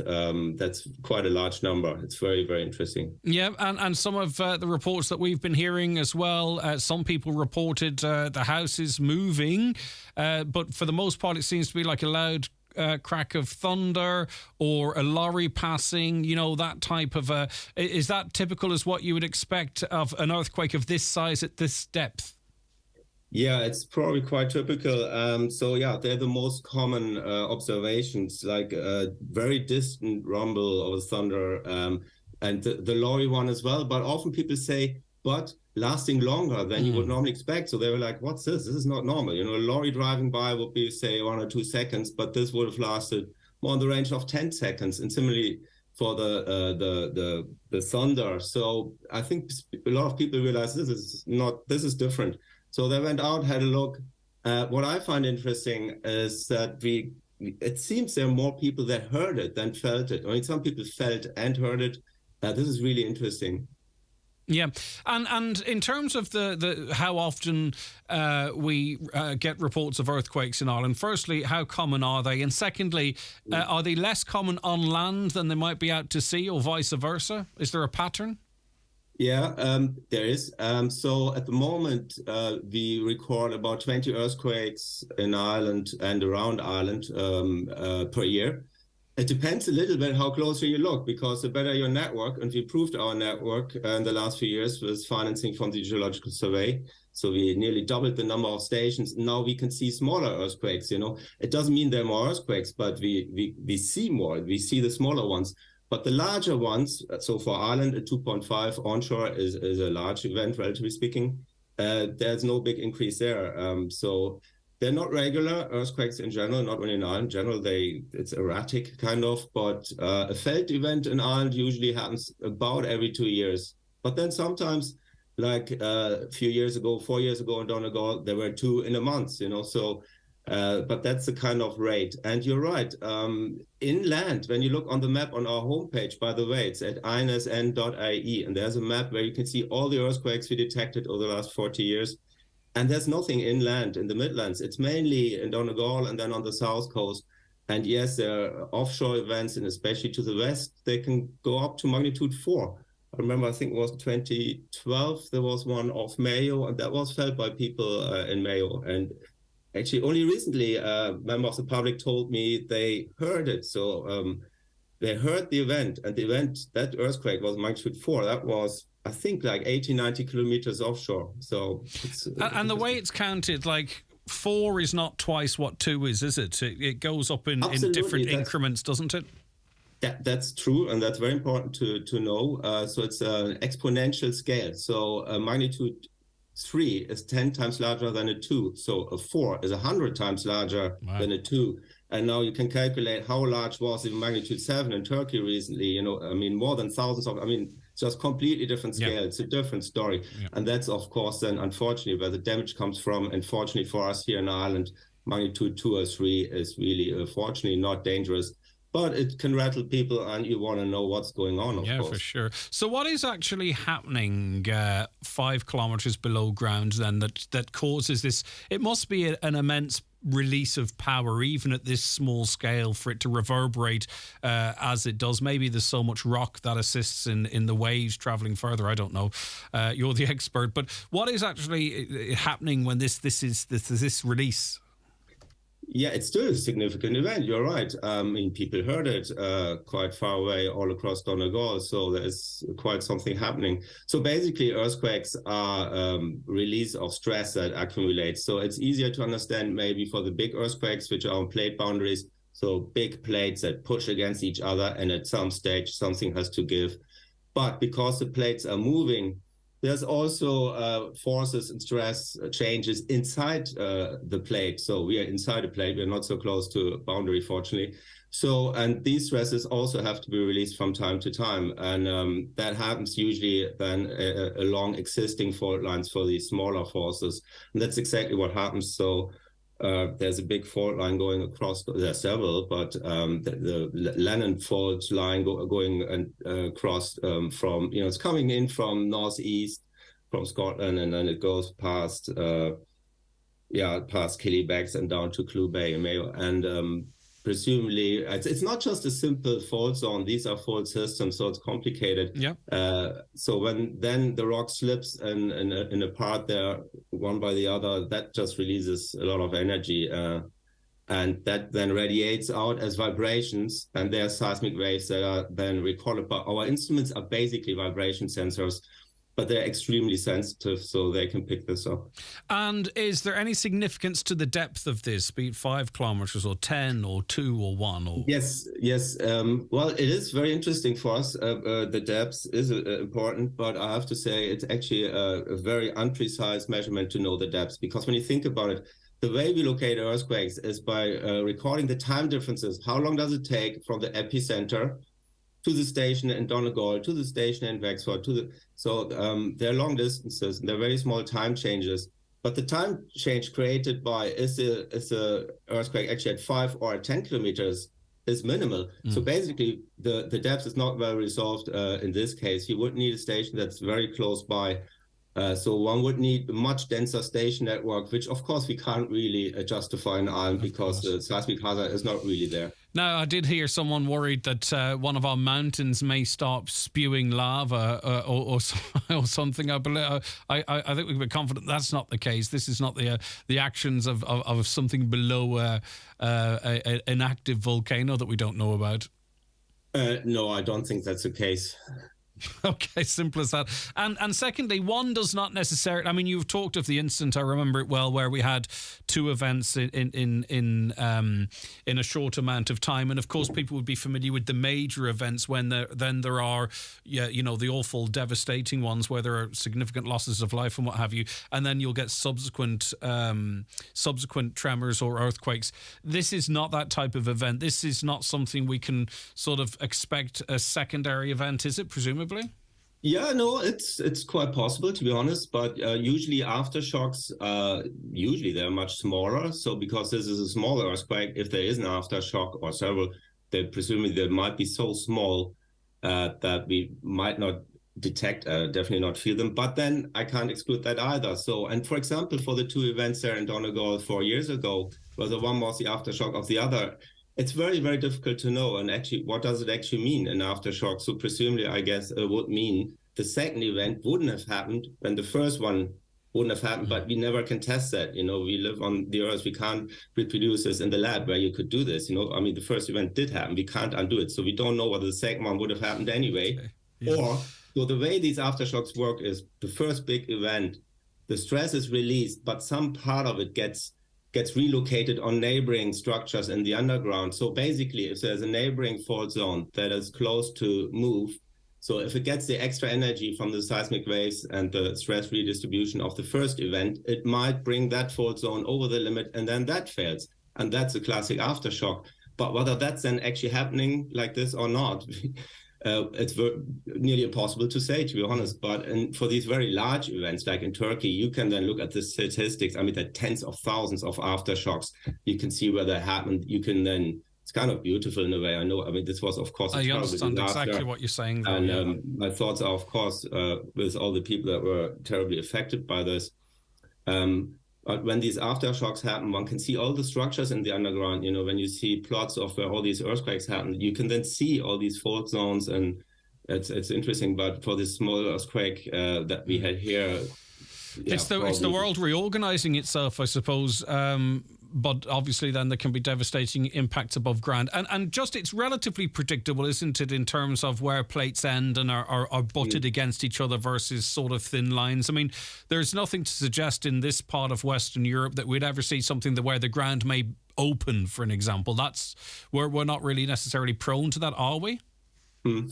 Well, yeah, we can forecast where earthquakes happen. So where they happen, and also statistically how often they happen, but not the exact time. and also not the exact location, it will be there at that time. We can't do that. That would be a prediction. At the moment, this is not possible. A lot of scientists think this is never possible because that's how the system works. But there can be forecasts, so we know where is the danger, in Turkey, Italy, and, in Japan and on the west coast of the US.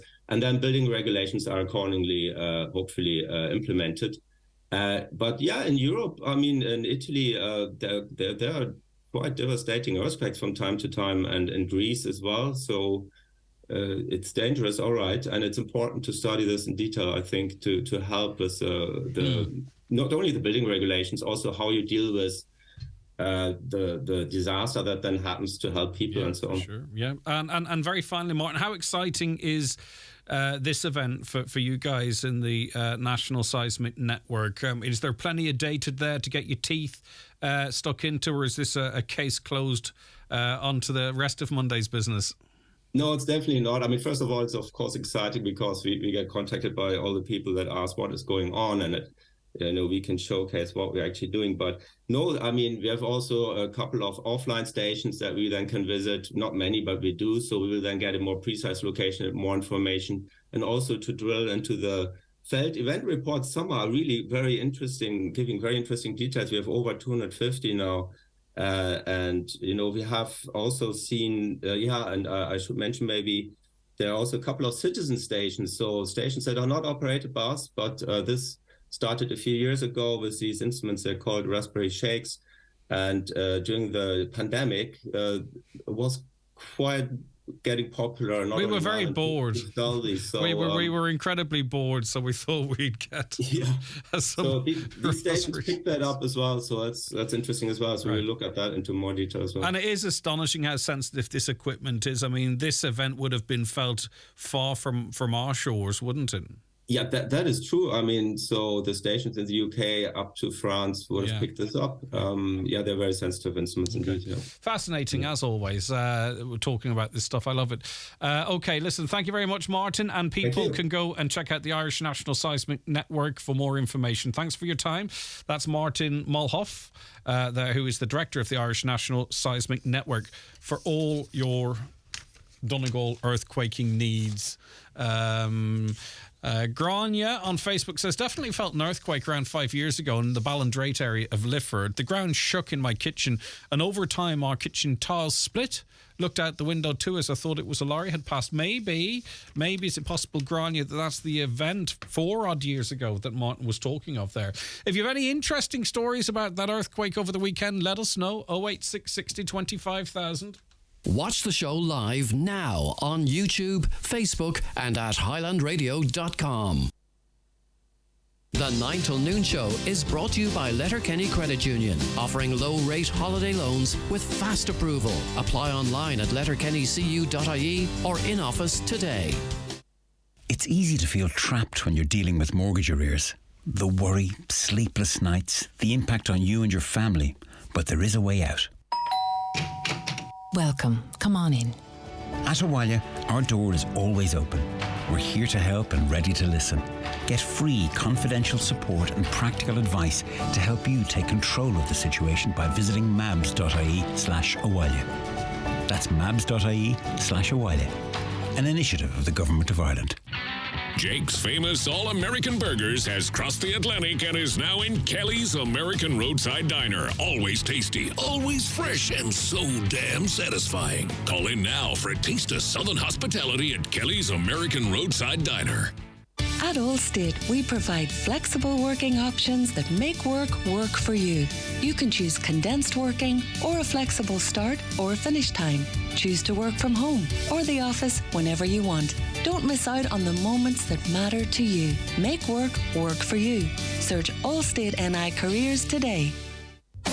Shop LK at Brian McCormick Sports and Leisure, Main Street, Letterkenny. New, fresh colours in women's sportswear from Nike and Under Armour. Get that new look with some bright colours. Quarter zips with t-shirts and fitness bottoms. Match it up with some new arrivals in our footwear for women. Brooks, Hoka, and On Running gives you a unique comfort sensation. View our new arrivals. Click on bmcsports.ie for your free delivery. Now, volunteers from our county's three RNLI lifeboat stations, they are, of course, Lough Swilly and Inishowen, Bundoran down the south of the county, and Arranmore out the west, are going to climb the highest mountain in Donegal, that's Errigal. It's as part of the charity's May Day fundraising campaign. John MacArthur is Lifeboat Operations Manager with Lough Swilly RNLI, and he joins us right now. Good morning to you, John. How are you keeping? I'm very good, Greg. Can't complain. It's good to talk to you. It's good to have you with us. So a lot of focus on fundraising in May, and this all forms part of that, I presume.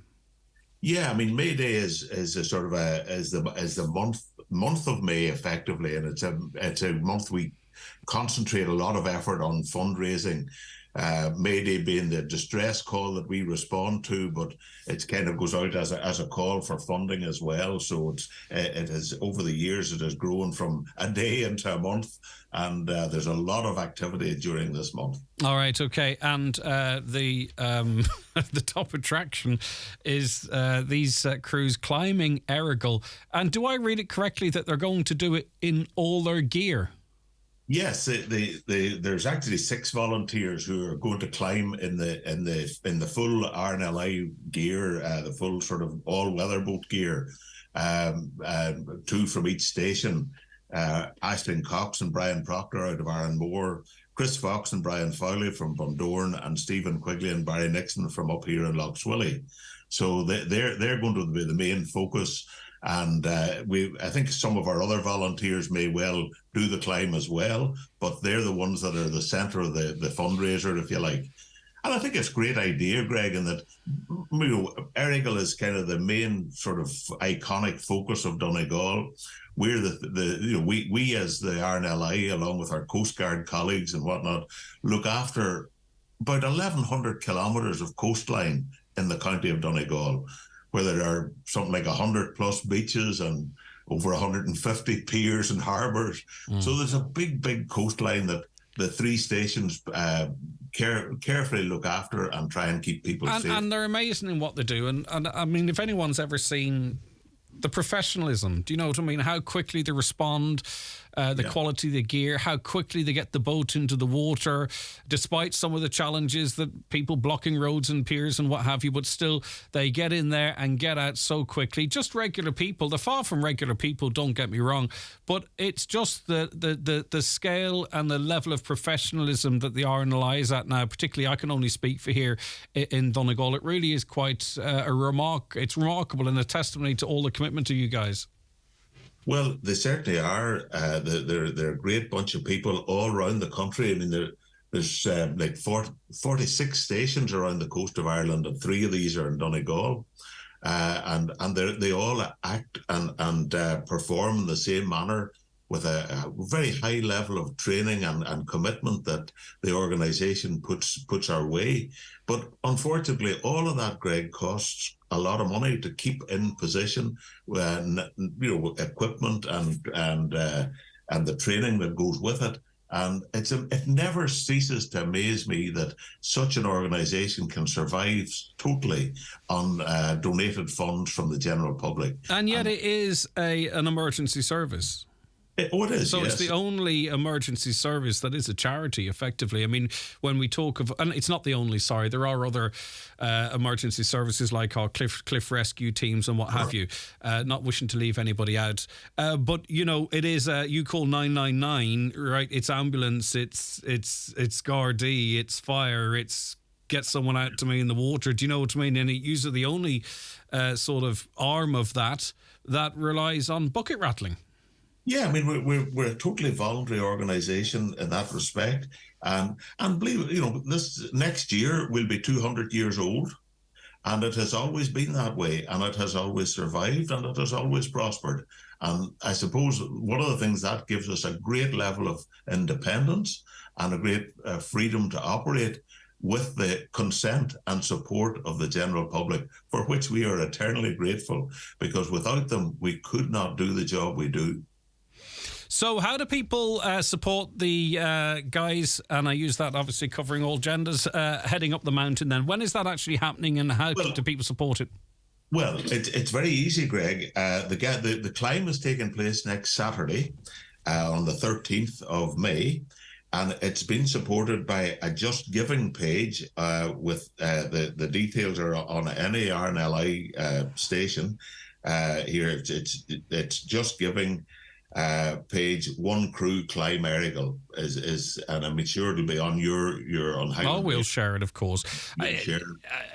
All the stations are sharing it, and already I think as I checked this morning, there's a couple of €1,000 in there that's already been donated. So it's very, very easy for anybody to click on and show their support for us. And as I've already said, we get some tremendous support from our public here in Donegal and across the country. And I say we are hugely grateful for it. But this is a very concentrated effort, and I think it should be a fun day for those that are actually doing it. That's easy for you to say. Why don't you stick on your all-weather life boot? You stick it. See how much fun it is. See how much fun it is then, John. It's all right. Me and you sitting on a Zoom call here. Walk the Mayday Mile every day. Mostly flat. Whether it'll be just able for 2,500. Come here. I don't doubt you would. I don't doubt you would be, John. Is fundraising getting any more difficult now? Because obviously the great public's generosity is unwavering, it seems, and I think that's a feather in our cap and not something we should be ashamed of. But just in terms of the old mechanisms, with cash and coins and that type of stuff, I found myself, some of your people were collecting, I can't remember where it was. It was outside a shop there not so long ago. Well, and I just don't carry cash, do you know what I mean? And it's like, I managed, I'll tell you what I actually did, put the money for the trolley in, because it's all I had, and I had to carry me stuff in my arms. But do you... Yes, I've had to adapt a bit then, because I presume I'm kind of not on my own here.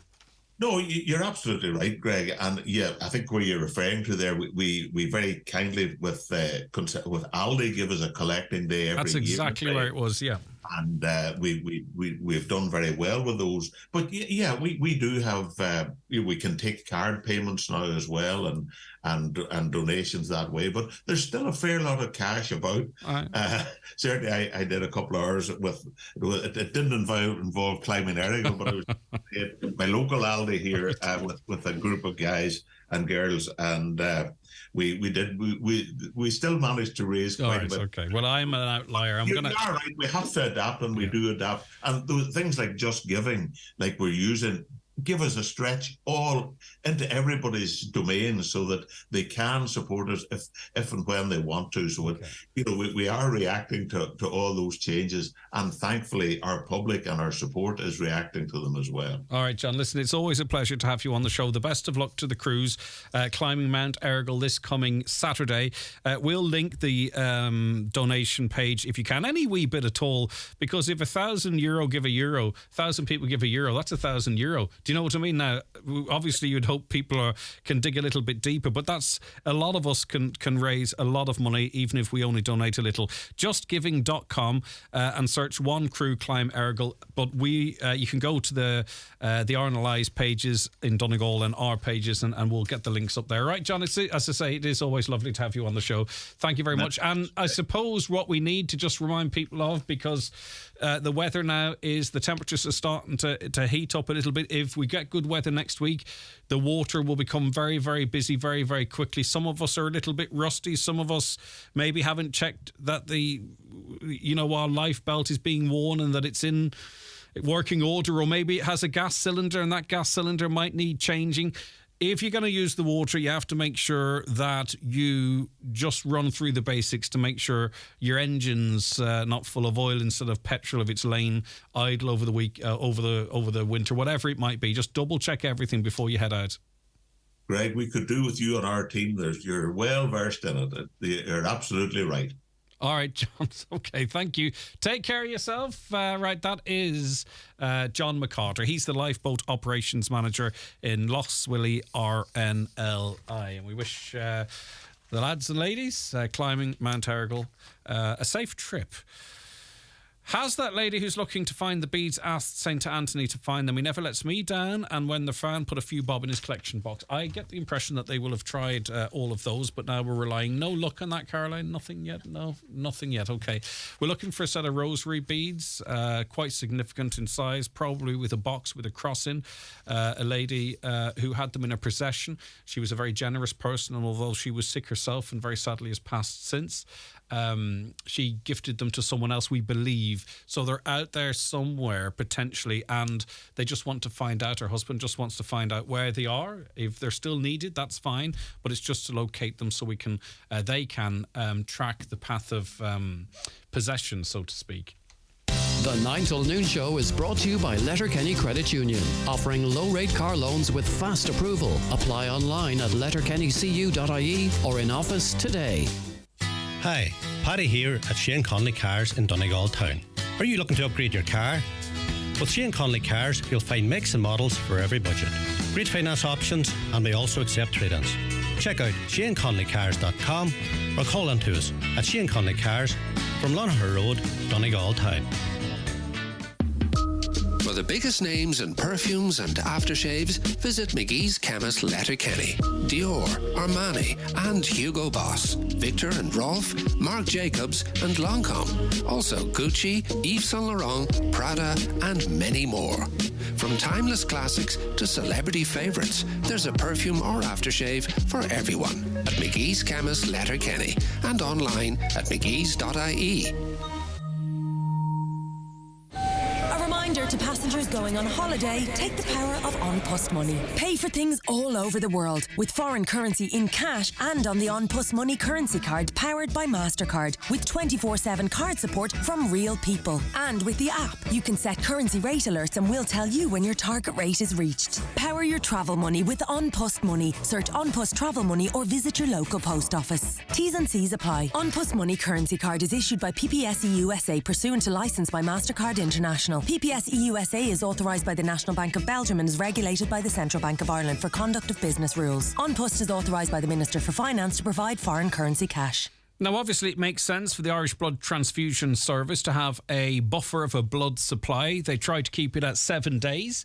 But unfortunately, following on from a bank holiday and other pressures on the services, that has fallen off somewhat, I think down to 4 days. So it is imperative that if you are inclined to give blood, that you do so. Stephen Cousins is Head of Donor Services and Marketing with the Blood Transfusion Service. Thanks for joining us. Good morning, Greg. All right, so that is the basics, really, is it, as it relates to stocks at the moment? It is, yeah. It's very tight after Easter and the Maybank holiday. A lot of people change their routines during those periods, so it does affect attendance at clinics. So we're at the moment just over 4 days across all of the blood groups.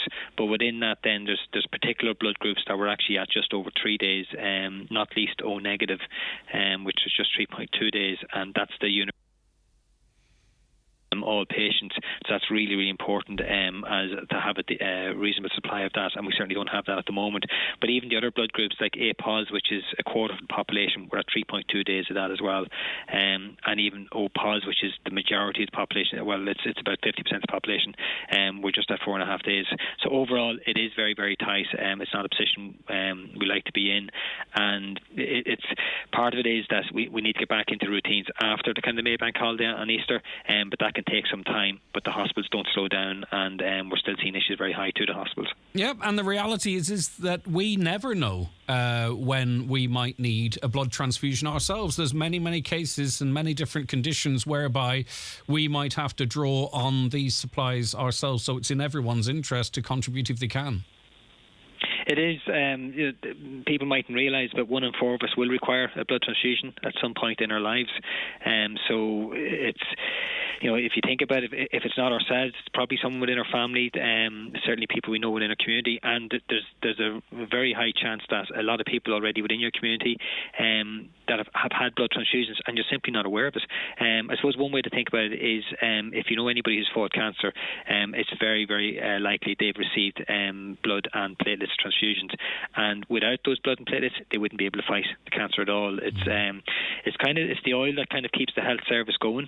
It's kind of not maybe something people think about, but if there's no blood, all these operations can't happen, and they can't even be scheduled because they won't go ahead on that if they know, because they need to know they have blood there for in case something goes wrong. So it's a really important part of the health service, but it's not something you can plan too far in advance, because obviously blood is it's effectively a perishable product, so you can't store it, you can't freeze it. So this idea that we have our collections every week, and you know, we're all over the country in various communities, and we go into those communities, and what we collect this week is very much the supply for later this week and for next week. And if we experience kind of low clinic attendance, it impacts immediately, and that's what we're kind of seeing at the moment. Yeah. Okay. So we'll give the locations in a moment, and you, I'm sure, will use the opportunity to appeal to regular donators to get back into that routine and to help you out. But let's talk about people who have never donated before that might be listening, that perhaps get a better understanding now of how important this is in terms of they may themselves be the 1 in 4 that might require it into the future, or someone in their family. Definitely, as soon as you start talking about people close to you, that 1 in 4 gets much closer to 2 in 4 or 3 in 4. So if someone is listening, what are the criteria now, or what is the criteria for donating blood in terms of age, health status, and that type of thing? Well, I suppose that, so in terms of an age, you have to be over 18, so you have to have turned 18 to give blood, and the maximum age is 65 if you haven't given blood before. If you have given blood, there's an element where you can give a little bit beyond that. And in terms of health, there's a lot of reasons why you can't give blood, but generally, you know, there are reasons that don't affect most people. The key thing is actually to make sure that you're in good health, that you're feeling well. But probably the best thing is, in terms of new donors, what we always recommend is we have a very quick eligibility quiz test on our website, giveblood.ie. Only takes about 2 or 3 minutes to do it, and it covers probably 99.5% of the reasons why someone mightn't be able to give blood. It could be that they've travelled to a malarial area, or they've had a tattoo in the last 4 months, kind of temporary reasons in a lot of cases. So what we say is kind of people should visit the website, take that test, and if there's nothing kind of screaming at them that means they're ineligible, then what we say is give us a call. It's 1-800-731-137, and you know, we can arrange an appointment to come on the clinic, or if you have any further questions, we can kind of talk that through a little bit as well. Whilst I have you, someone was on, we were talking about something to do with blood last week, and if you don't have this information to hand, or if I'm incorrect, Stephen, that's perfectly fine, but that you haven't been at West in Donegal. Was it Gweedore or Dunloe they mentioned for some time? Is that the case, or do you know off the top of your head? Yes, we struggled certainly during COVID. It was really difficult. We had to go to kind of bigger venues for space and wise, and so that we could kind of bring the numbers in and social distancing. And part of the problem we've had since then is actually getting back to venues. So I don't know the specifics of the individual venue in Dunloe, but part of it is that we kind of work around the various restrictions we have. So there's only certain venues of certain sizes work for us. Okay. So what we've had to do is actually, and there's no doubt it is an inconvenience for Dunloe donors, that we asked them to attend the Ballybuffet clinic, which is on this week. And it is something we're trying to look to is get back to the smaller clinics. But there are some challenges around that, and not least availability being a big part of it. Right, okay, so the focus, as you mentioned, is in Jackson's Hotel tomorrow, the day after, and the day after that, and it's central, so you're looking to catch people presumably from, you know, Donegal Town, Killybegs, Letterkenny, Lifford, wherever it might be, if you can make it along over some of these sessions. So tell people when and where then, please, Stephen. Yeah, so as you say, Greg, so we're in Jackson's Hotel Tuesday, tomorrow, between 3 and 5 and 7 and 9:30, and again on Wednesday the same times, and then Thursday again, it's our third day there, with slightly different times, 12 to 2 and 4 to 7:30. So we have appointments. So the whole clinic is appointment based. So we ask people to ring us, or we certainly recommend people ring us to make an appointment. So if they ring 1-800-731-137, that means we can kind of find a slot for you. It means you get in quickly, and most people are out within 45 minutes to an hour. We do take walk-ins as part of the clinic, but it means that you could be unlucky and you could arrive in when there's a queue ahead of you, such that of people with appointments. So we do recommend appointments, but if some people can't make appointments, we do say you can come in as well, and we will accept his walk-ins as well. Of course, people can it's go. Just interesting. Yeah, go ahead, please go ahead. Sorry, guys. It's just interesting to note on there's one thing you had mentioned there about the criteria.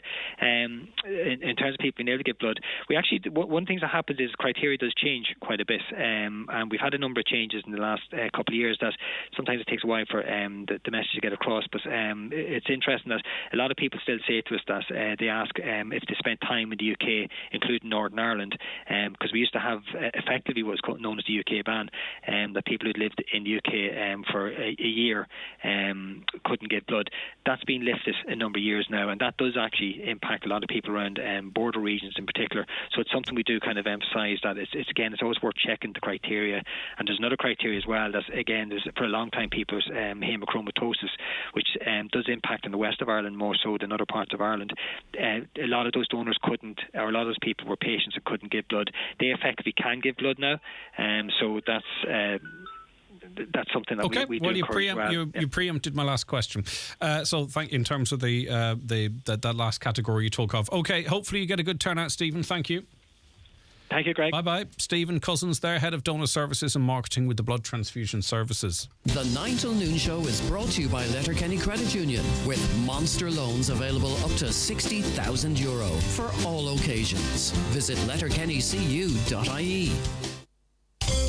Dogs, cats, rabbits, birds and fish. Some of the popular home pets that need care and attention every day. At Gary's Pet World, our fully trained staff are here to help you and your pets. We offer great advice and value on all foods, accessories, grooming and care products, with incredible offers on all leading brands. Shop in store at Gary's Pet World, Letterkenny Retail Park, open 7 days per week, or browse and buy 24/7 at petworld.ie. Charge into summer with TUI. Secure your holiday today with savings for families and adults flying from Dublin, Cork and Shannon. Holiday sorted. TUI. Live happy. Are the signs of ageing creeping up on you? Are you not happy with the way you look or feel? At Letterkenny Medics Private Clinic, we're here to help you, offering Botox anti-wrinkle injections, derma fillers, skin bio injections, Botox treatment for grinding and clenching teeth, hyperhidrosis that aids excessive sweating. Let our doctors help bring back your confidence and look after what is important to you. To see what real results really look like, book your immediate appointment with no waiting times at letterkennymedics.ie. Letterkenny Medics, we listen if you want to talk. Hi folks, Paul McDevitt here, inviting you to join myself and Jimmy Stafford this Monday night for another edition of the Monday Night Sessions. On the show this week, we welcome the brilliant One for the Road. We'll also be joined by our jazz singer-songwriter Sean McMonigal, and we've also got the very best of new releases from throughout the country. So, that's the Monday Night Sessions this Monday night between 8 p.m. and 10 p.m. right here on Highland Radio.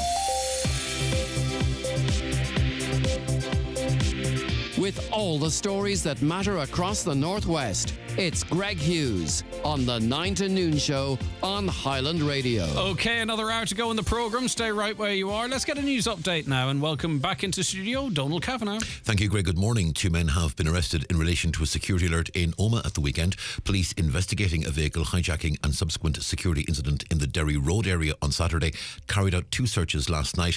A 56-year-old man was arrested during a search in Omagh. A 29-year-old was arrested during a search in Strabane. Both searches saw vehicles also seized.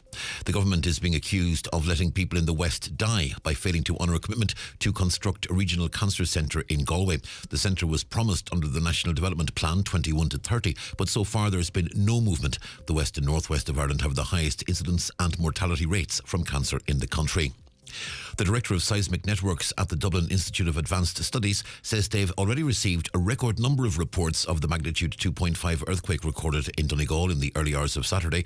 Dr. Martin Mulhoff told Greg on this morning's 9 till Noon show that more people are reporting hearing it rather than feeling it, and that, he says, is a very interesting development.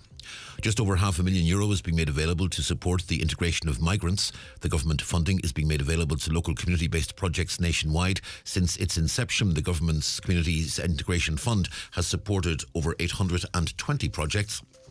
And the Irish Deer Commission says it's concerned that decisions around deer culling will be made by the public and not by experts. It's after a major consultation process found over 80% of people believe the national deer herd is damaging biodiversity. 86% of respondents told the Deer Management Strategy Group that the culling of deer is a necessity.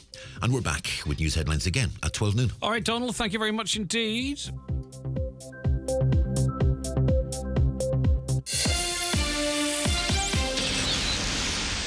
$12.70 at Super Value gets you 40 washes with Ariel washing powder. At Aldi, only $8.36 gets you 40 washes with Almat washing powder plus washing up liquid, plus all-purpose cleaner, plus polish, plus bleach, plus bathroom and window cleaner, and still have $4.34 left over. You won't just like more value, you'll love it. Aldi, every day amazing. Super Value price checked on supervalue.ie 4th of 4th 23. Super Value may sell equivalent own brand products at lower prices. Details at aldi.ie/swap. Excludes offers, products and prices may vary. 086 60 25,000. That's how you get in touch with us with your WhatsApps and texts. 086 60 25,000. If you're listening outside the Republic, of course, 00353 86 60 25,000, or call us on 07491 25,000. Again, from outside the Republic, 00353 7491 25,000. Your emails from anywhere in the world straight into us here at comments@highlandradio.com, and feel free to interact with us across our social media. We are fully interactive.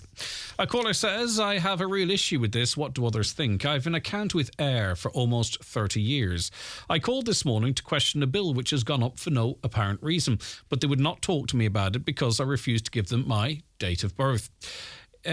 Also, it's only today that I noticed that I'm paying €6 to get a paper bill sent to me. Imagine paying anyone to send you a bill if they want paid. Surely the bill should be part of that service. If I went into a shop today and bought some goods, there is no way they would, or I would, give my date of birth to simply pay the bill. What do you think about that? I suppose they have to identify who it is if you're inquiring after the bill. And I mentioned last week, if you go and get a money order out of the post office, you have to supply your date of birth as well. On Friday the 21st of April, I was driving into Letterkenny at 8:21 a.m. and was fined for driving at 71 miles per hour at Maherbeg School. My issue here is the speed is 100 and there was not any light-up signs to say the speed was dropped at school time to 60. I have raised this with the Gardaí and Go Safe Van crew, but I'm getting nowhere. Did anyone else get these fines, and are they willing to join me in a joint complaint that the flashing reduced speed signs was not operational? I wonder why not. I have seen some lag, and I'm not sure who's responsible for them. I have seen some lag before in the clocks going forward, but that gap is too wide there, isn't it? It's probably not that. So they were passing the school at Maherbeg. They claimed that the temporary 60 speed limit lights were not flashing, but they were done for doing 71 in ordinarily 100 miles per hour area, kilometres per hour. You know what they're saying. So is that something you've come across? 086 60 25,000 or 07491 25,000. This caller is looking for others who may be affected to get involved in a joint complaint. The caller says earthquakes are just God's way of telling us he's peed off, and we're all you-know-whatted. Okay, I hope not. Maybe we should listen. Brendan Devaney's going to join us now. Are you there, Brendan? No, he's not there quite yet. So we'll go to Brendan Devaney in a second. We're going to talk to him about what's coming up on the DL Debates podcast. That's coming up for you very, very shortly. Right, so I've always been taught you go to work every day, earn an honest living, build your home and provide as best you can and set an example for your children. 2 years ago, we had to strip the external leaf on our home as it was cracking from mica. Myself and wife decided to use our savings before moisture would eventually leak inside, mean total demolition. Money couldn't pay to see our home tipped down. It cost 40k. Now the government has what seems an unlimited pot of money to house Ukrainians and other nationals. How can we tell our children to work and earn an honest living when deep down I feel like telling them to turn 18, apply for a social house and have a cosy life as now more than ever. A working man is a foolish man. Thanks, Greg. I understand where you're coming from. I understand your frustration, but there's enough money to do what we have to do and to properly fix your house as well. Right, Brendan Devaney, are you there? Brendan, can you hear me? We are live on Highland Radio. Good morning. You have to put me on speaker. Yeah, I don't know what I've done wrong there. I had you sorted there, Caroline, tried to ring me, and I've knocked you onto something else. Well, I'll kick you out. I'll kick you out and bring you back. I'm just looking at his ear. Oh, my word. I think he's cleaned them, which is one positive. Right, we'll get Brendan back in. Can you hear me a bit better now, Brendan? That's a good man. You've sorted it out. I never, ever want to see your ear close up like that ever again. That was a one-time only thing. Sorry. Come here. Has football gone to pot? At the minute, what do you mean? Just in terms of watching the games, one-sided affairs, pointless for the team that's going to get thrashed, pointless for the team that's going to win by a wide margin, a pointless spectacle to watch. That's if they're even live, because a lot of the games you expect to see are on GEA Go, and yet RTE will pay an absolute fortune to show 4 hours of a foreign king getting crowned, so to speak. I don't mean that controversially. And some games we can't see, and then the games we can are crap. Yeah. Listen, Greg, this has been happening for a while. Obviously, the provincial championships are on the way out. They'll be gone soon. So you just have that uneven situation. A number of teams are, as we know, we have 4 divisions in Ireland, and in the championship you end up with top teams playing bottom teams, and over a number of years. That's why the new championship format's in, and the provincial council still are persistent with this. Of course, the Ulster Championship's the only one that's of any merit, and any one teams want to win, but that's not going to be enough to keep the other 3 going. I mean, if you look even at Connacht, they're slightly competitive, but they don't really care about actually winning the Ulster Cup. You know, it's not that big of a thing. It would be to someone like Sligo, don't get me wrong, but to the other teams in there, the bigger picture is all about the Sam Maguire. So I think provincials will be gone soon. The quicker they go now, the better, because they're devalued as it is. And it'll stop this situation where top teams are playing lower teams, and you're seeing what you're seeing at the weekend there, which you're right, is a waste of time. Yeah, something has to be done. And I mean, we might resist that most up here, but we have to look at it on a national level, I suppose, in terms of the games and the competitiveness. Just because we've 6 relatively competitive counties, we're not going to be able to hold back the direction of traffic here then. Yeah, that's a good. Listen, it's the only way it has to be, and I think it's best for everybody to know, because a lot of people's question about this championship, about what's the new format, and it'll take a wee bit of getting used to, and like everything, it'll take a wee bit of tweaking. But certainly the provincials now are basically getting in the way of the real championship, and it'd be better, I think, for the structure if we have the league, and if you do well in the league and you go up the divisions, you get into Sam Maguire, and that's how it needs to be. Even this thing we have left in there, Greg, about the likes of Sligo being in the All-Ireland series now, because they made a provincial final and that. I mean, those things are pointless to leave that in there, because you're knocking out a team in Division 2 that might be able to compete in that All-Ireland group. And in fairness to Sligo, they are on the upgrade. Don't get me wrong, they've back-to-back under 20 titles.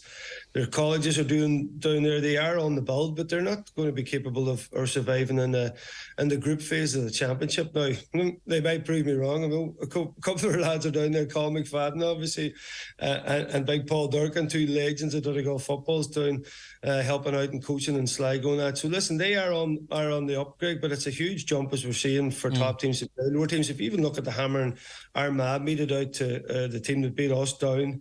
We'll not go into where Donegal football's at the minute, but generally that is what's happened. Even a team that's Division 3 almost got into 2, getting hammered out the gate by a team like Armagh, which is a genuine All-Ireland contender.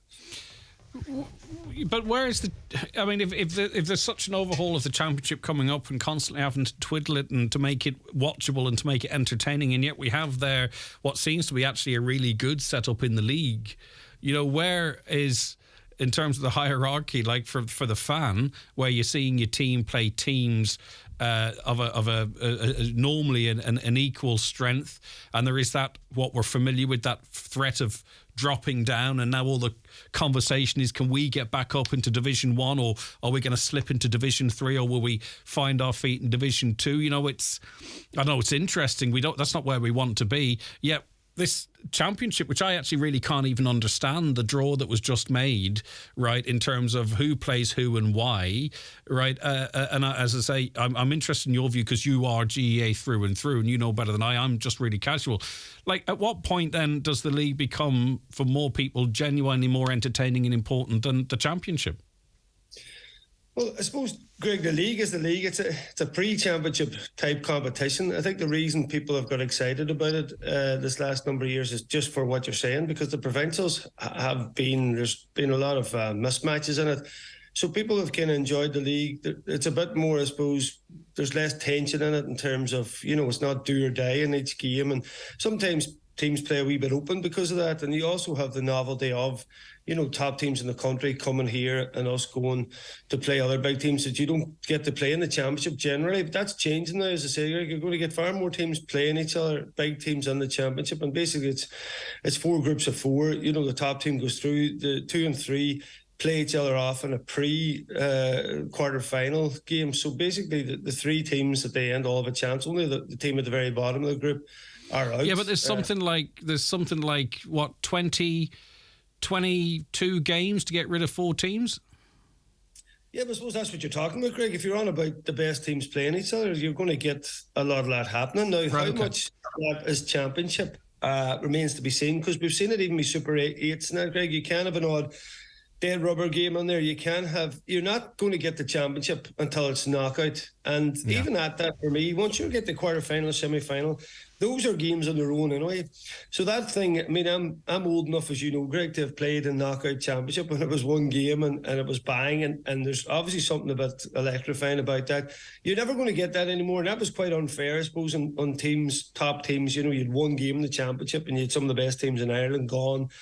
But then, people argue they went back to their clubs and went on with that. So really there was a hunger for bigger teams playing bigger teams, and we're just at that, getting that phase now, Greg. I don't think it'll, you mightn't say it'll be perfectly right, but basically the league, the top 2 divisions make up the championship, basically, Greg. That's where it's at. I mean, they left the carrot danked, and if you won the Tailteann Cup, you get into the All-Ireland series like Westmeath as well, which I think is fair enough. I think that needs to be left in there. But apart from that, I think it should be left as the top. Basically, the top 2 divisions are playing off for All-Ireland, and the bottom 2 play for the Tailteann. Right, okay. On to the show tonight. We'll get to live stories in a minute, but obviously you'll be getting reaction to the weekend's action. You were at the minor game, weren't you? Yeah, I was in Clones at the Donegal Miners Cup short against Monaghan, unfortunately, and I was in Lifford yesterday at Donegal Ladies.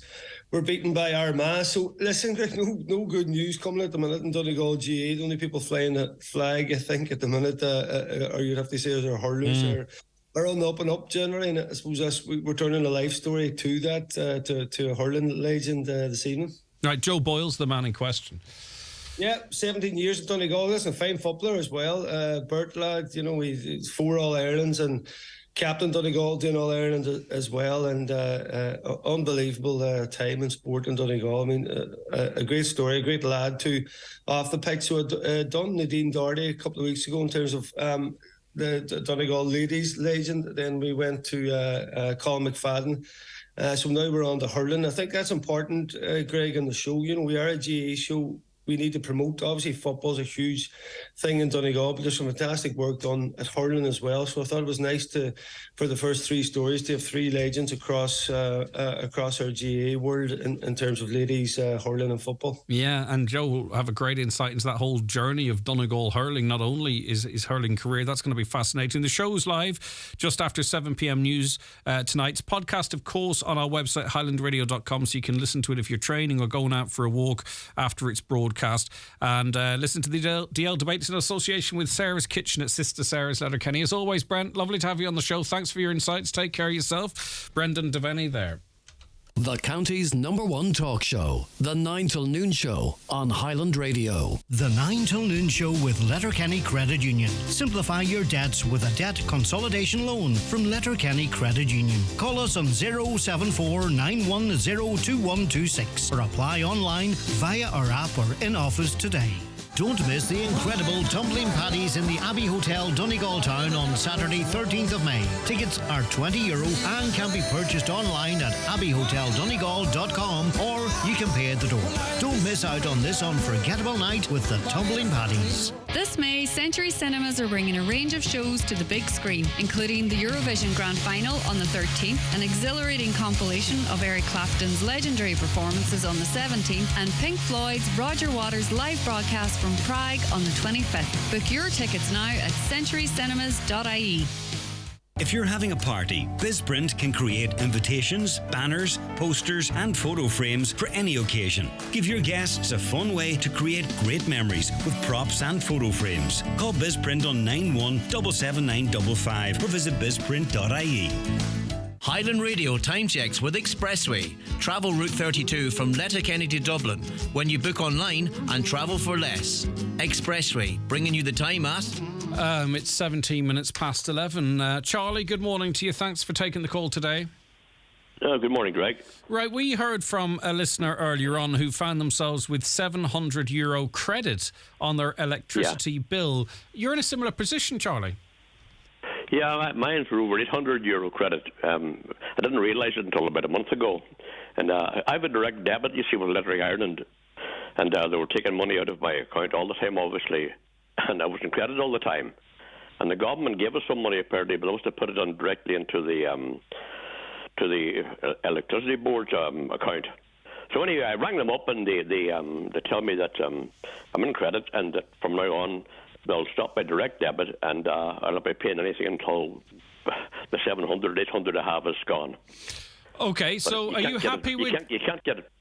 Pardon? Oh, sorry. I was literally, you're going to answer the question I was about to ask. Are you happy with that, knowing that your power costs are covered for a few months, or would you prefer to be able to get access to that money, Charlie? Well, thanks be to God, I don't just need the money right away, but if I needed it, I couldn't get it anyhow. So they just phoned me up. They told me they'll cancel the direct debit and that I'll not be paying any more out of that for whatever time it takes to get rid of this 800.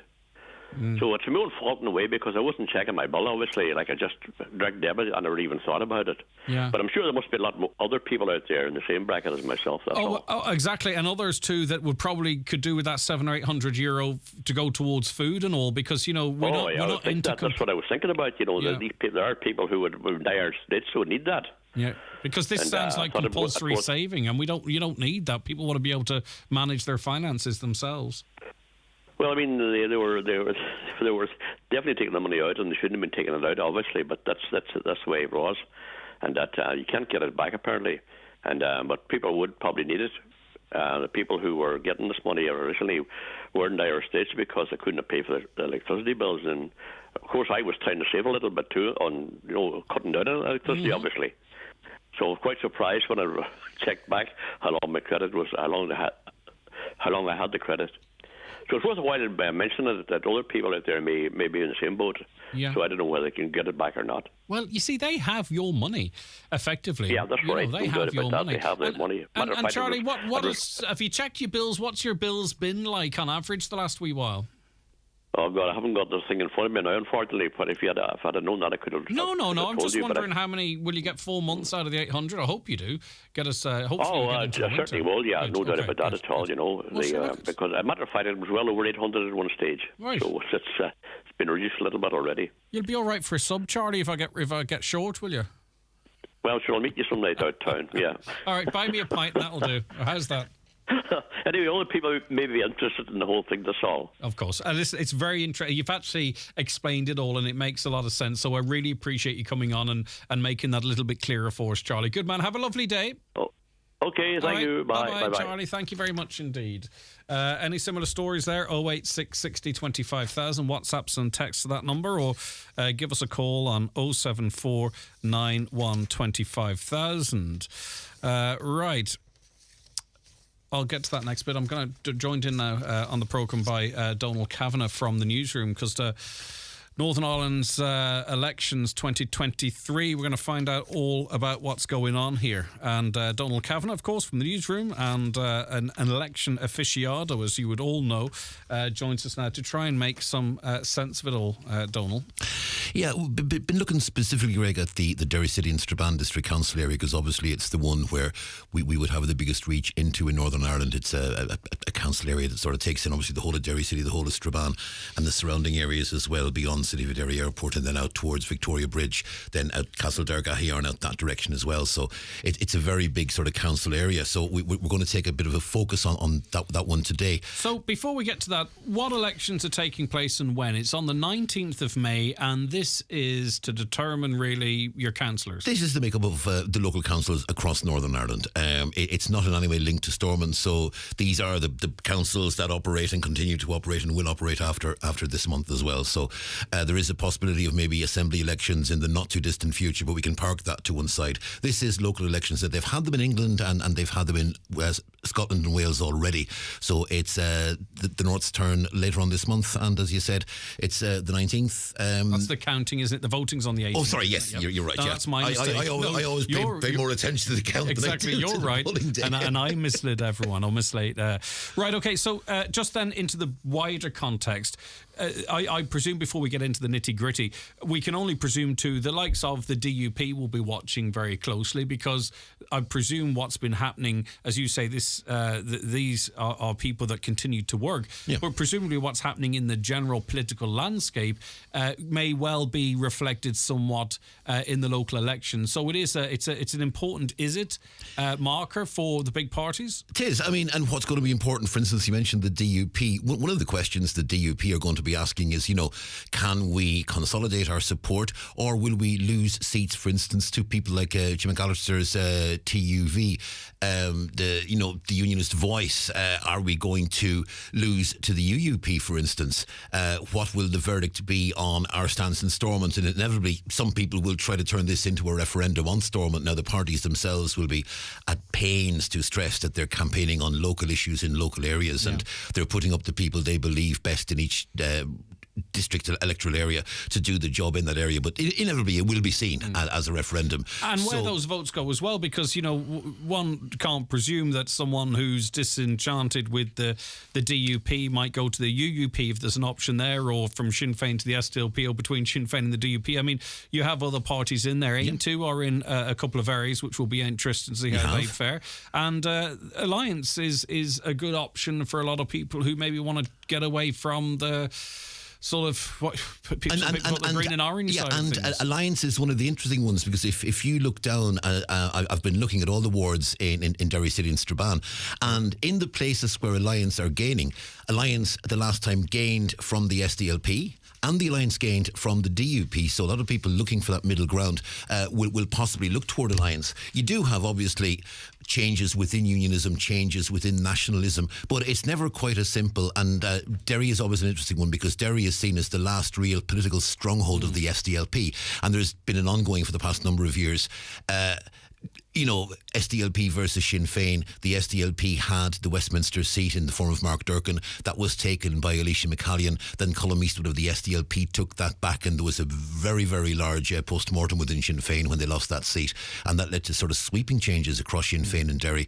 That happened just under 2 years ago in 2021, and maybe this council election is going to be a test of that, to see can Sinn Féin consolidate their strength in the city, because Sinn Féin will tell you that they want to get that Westminster seat back in Derry, because they feel they shouldn't have lost it to Colm Eastwood when they did. Yeah, and there's quite a bit of rebuilding to be done by that party in that part of the world. So before we get into the runners and riders too, would there be a sense that people feel more connected to the councils in Northern Ireland than they might in the Republic, in that the council have seemingly in the North more direct control over local issues? I mean, if you think about what's within the gift of elected representatives in the Republic, but you're talking bin charges, leisure services, all that type of stuff. Do you think there's a stronger connection between the electorate and councils in NI rather than ROI?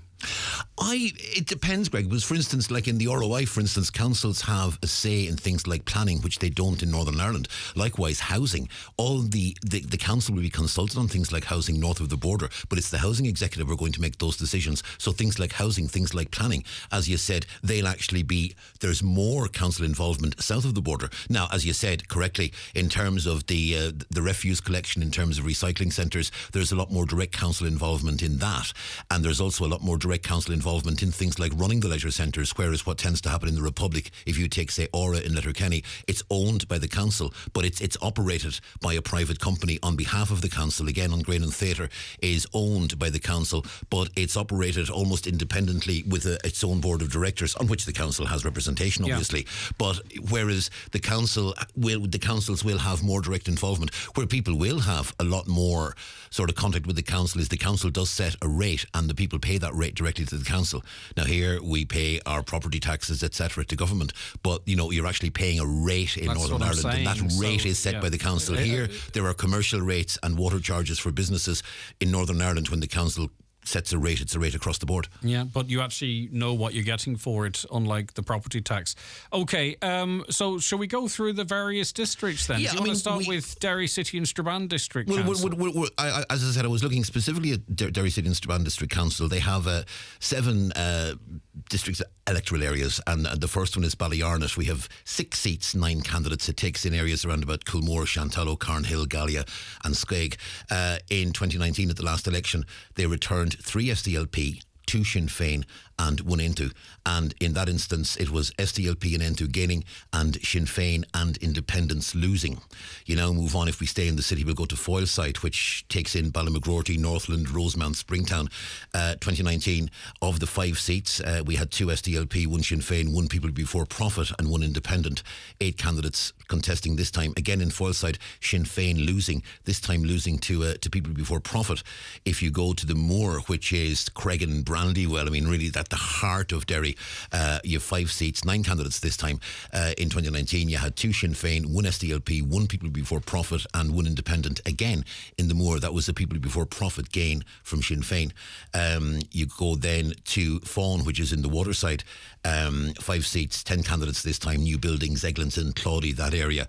You had 2 DUP, 1 SDLP, 1 Sinn Féin, 1 Alliance, and that was an Alliance gain from the SDLP. Now, interesting, in Fawn, both DUP councillors subsequently left the party. Graham Wark went independent, Ryan McCready joined the UUP. So at this point in time, DUP had 2 elected last time in Fawn. At this point, they have no representation. They're going to be really, really pushing to get seats back there in Fawn.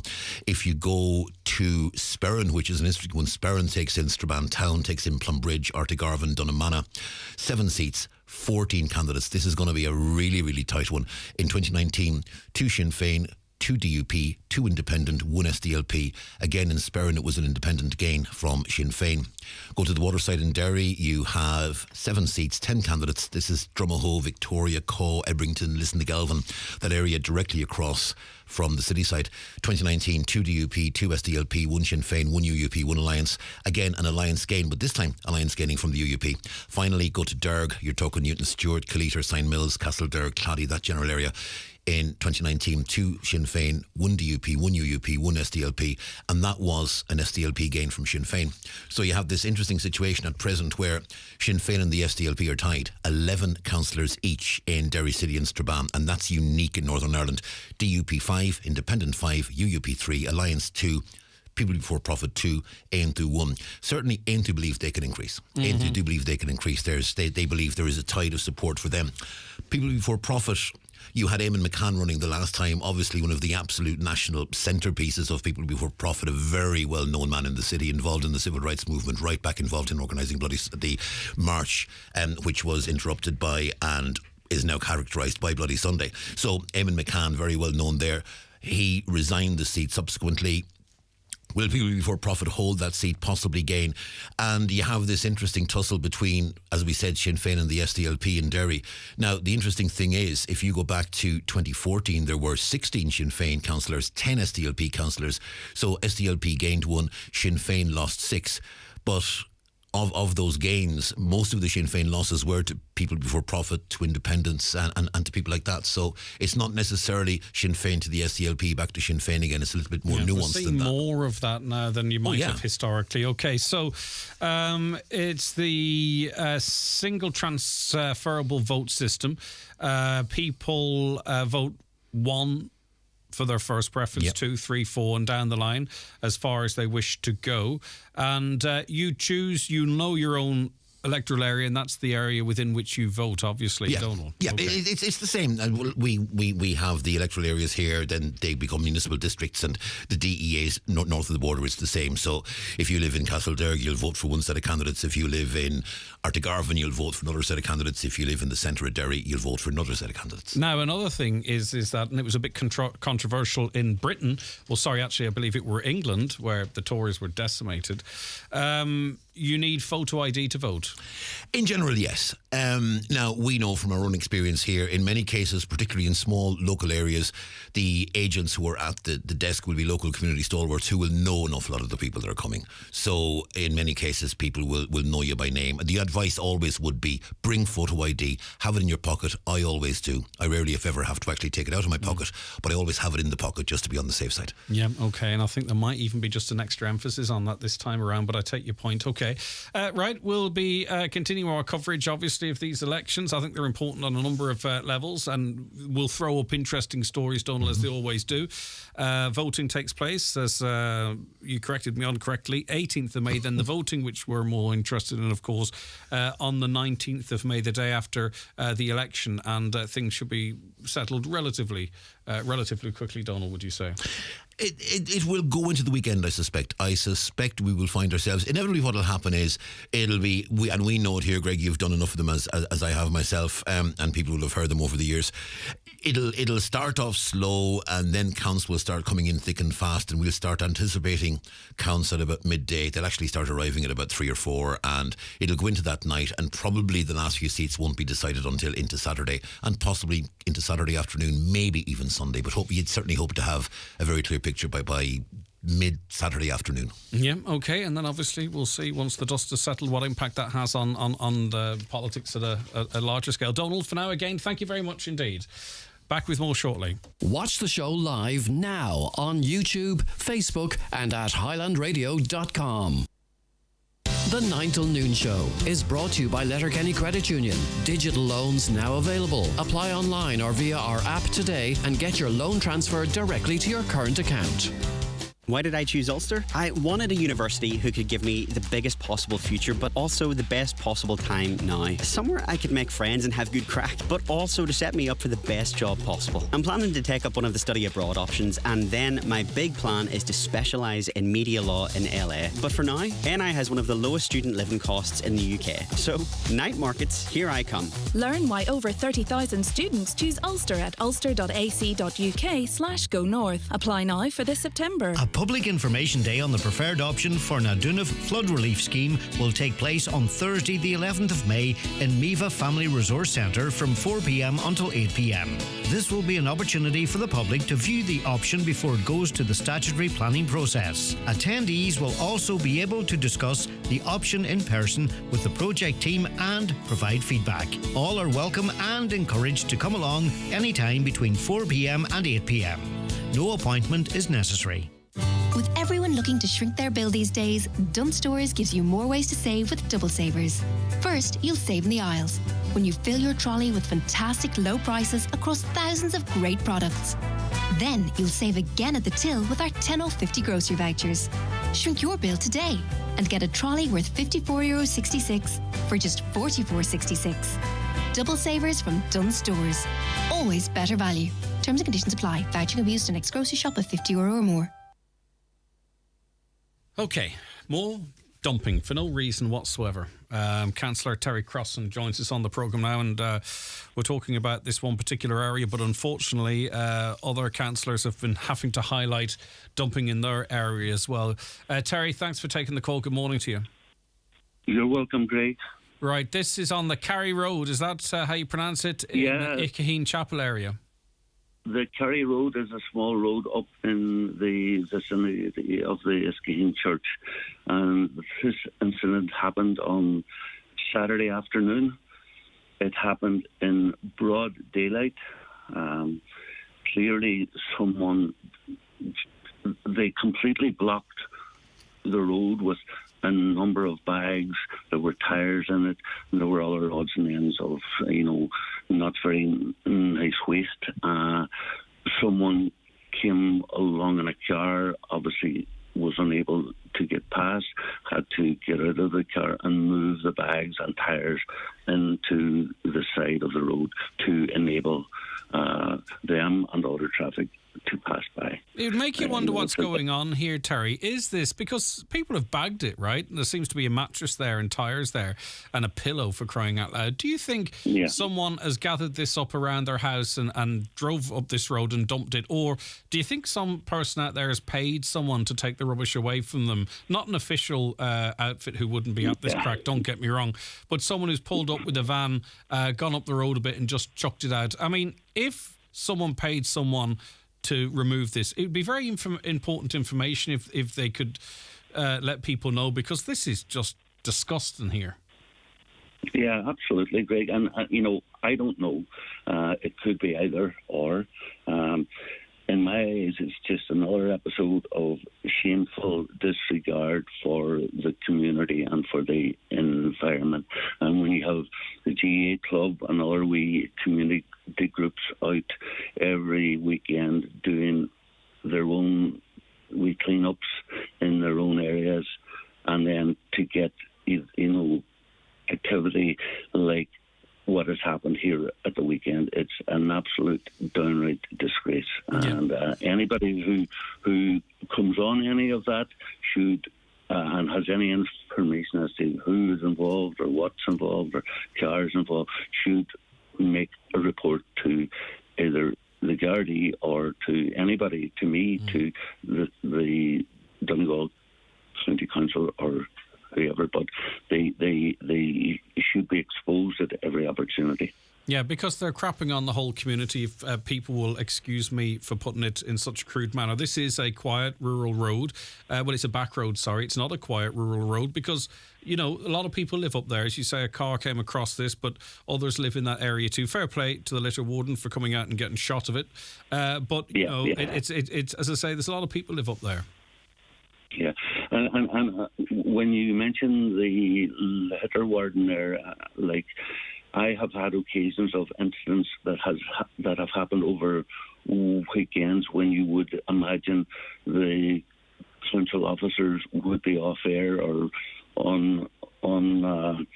approachable or uncontactable, but I have to say at every opportunity that on every occasion that I have had to contact them, they have been more than quick to respond to clean up incidents of this nature, and they are to be commended on every occasion. We need to see more people caught, more enforcement, big fines, name and shame. And I'm not that type of person calls for that type of stuff, but everything else doesn't seem to be working, Terry. It obviously is going to have to come down to enforcement and hitting people in the pocket, because nothing else seems to be getting through to this small group of individuals. Yeah, we don't have any other choice. We have no other line of action. We have to try to trace whoever it is, and we have to bring them to book on this. And as I say, there's no other way that we can get this stamped out. All right, okay. Councillor Crossan, thanks for bringing it to our attention. Fair play to the council who cleared that up quickly, but the imagery is not pleasant at all. It's just really effectively a two-fingered salute to anyone who lives in our county, in our region. It's the Kerry Road near Iskaheen Chapel, I think it is. Or is it Iskaheen? Iskaheen, anyway, I'll go with Iskaheen. And it's been cleared up, but there's in the pictures, there's a pillow, there's a dirty mattress, there's a number of tyres, there's 4 or 5 that I can see, perhaps more bags, big bags actually, of stuff, whatever it is. And it's just absolutely disgusting that someone would do that to the people in that area. But it's not the first reasonably large-sized illegal dump we've seen on our roads of late. Maherbeg Schools, says this listener, when the school's starting times and closing times, the speed limit is only 60, might teach them to slow down in future passing the school. And I get that and I understand that. But a little bee I've had in my bonnet in the past is that sometimes when Easter holidays are on, the lights are on. When no one's home, so to speak, when the summer holidays are, sometimes you see these 60-kilometre speed signs continue to come on. Sometimes when the clocks go back, they're not running at the right times.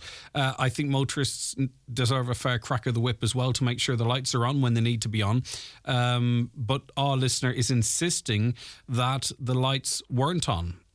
And maybe at that school, it should be obvious that the school's open. I don't know.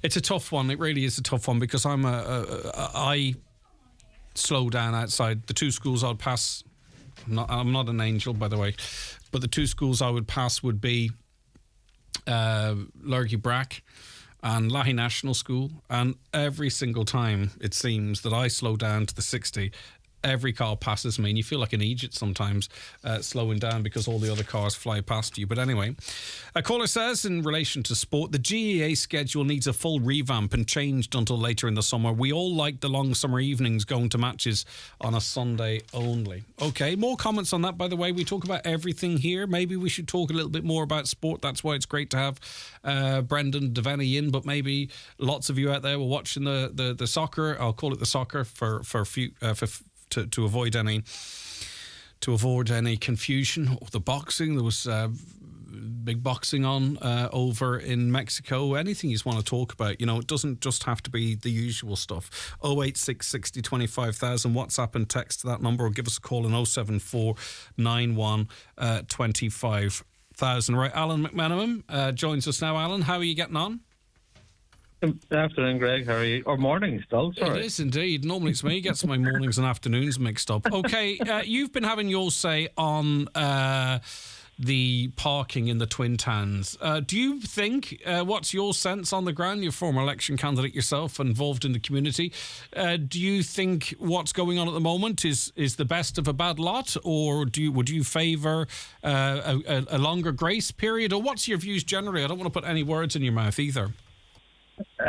Well, to be fair, Greg, this is something that, as you said earlier in your show this morning, that Shane McConnell's Butchers have brought up in terms of what actually happened. This is ongoing, in fairness, and it's been going on for years, and it still really hasn't been properly addressed. The roads and the parking issues in Ballybofey and Stannarder has been a disaster for many years, not just recently. The machines and the warden issue, it is part of the problem, but it needs to be people to sit down and actually look at it. This thing about the Chamber of Commerce, liaison with the Chamber of Commerce, not every business in the town is involved in the Chamber of Commerce. And when businesses bring up their concerns, as Jane rightly did, it needs to be taken seriously. And I was kind of taken aback by some of the comments made this morning. That was kind of dismissing what Shane had brought up, and it was very valid. I reached out to Shane as well, and I just said anything I can do to help. A couple of pragmatic things to look at would be the actual machines in the towns. They can be reprogrammed so that people can punch on their registration if they needed to, and get a free ticket. A fee-free ticket. So it would allow them 15, 20 minutes or whatever. This 10-minute thing has been bandied around quite a lot, But even Patrick said this morning, Councillor McGowan said this morning, there is no free parking in Ballybofey. This grace period is, I don't know where it's at. I've never seen any of the bylaws or anything to say that. Well, he has checked, and he seems satisfied that there is 10 minutes. In other words, if you're parked outside the Hatter or wherever, that the warden, he or she, will scan your number plate, and that person can't issue a ticket to you on that same machine for another 10 minutes. That's the contention. Yeah, if he's satisfied with that, that's fine. That doesn't address the substantive issue that it's going on, that it's happening. People are getting ticketed fairly regularly. Listen, I used to live on Donegal Street, And even though as a resident in Donegal Street, I got a parking fine, even though I parked outside where I live. And residents on Donegal Street and different streets are regularly getting ticketed. So what needs to be done then? Because the argument from the councillor as well is that it's some of the most affordable parking that you will find. You know, can we expect everything for free? Plain devil's advocate here, by the way. Don't like getting a ticket myself, don't get me wrong. But I mean, like, are we just maybe... It's that old adage, you know, I'll only be 2 minutes, but we have to pay our way if we want the roads kept clean and what have you. I genuinely don't think anybody has an issue with paying their way. What I do have an issue with is if that gentleman was going into the butcher's the last day to pick up a bit of meat or going into the chemist to collect a prescription, that they have to spend time going to some of the machines that some of the time are not working. Listen, by the way, let's talk through that scenario because you're spot on there, right?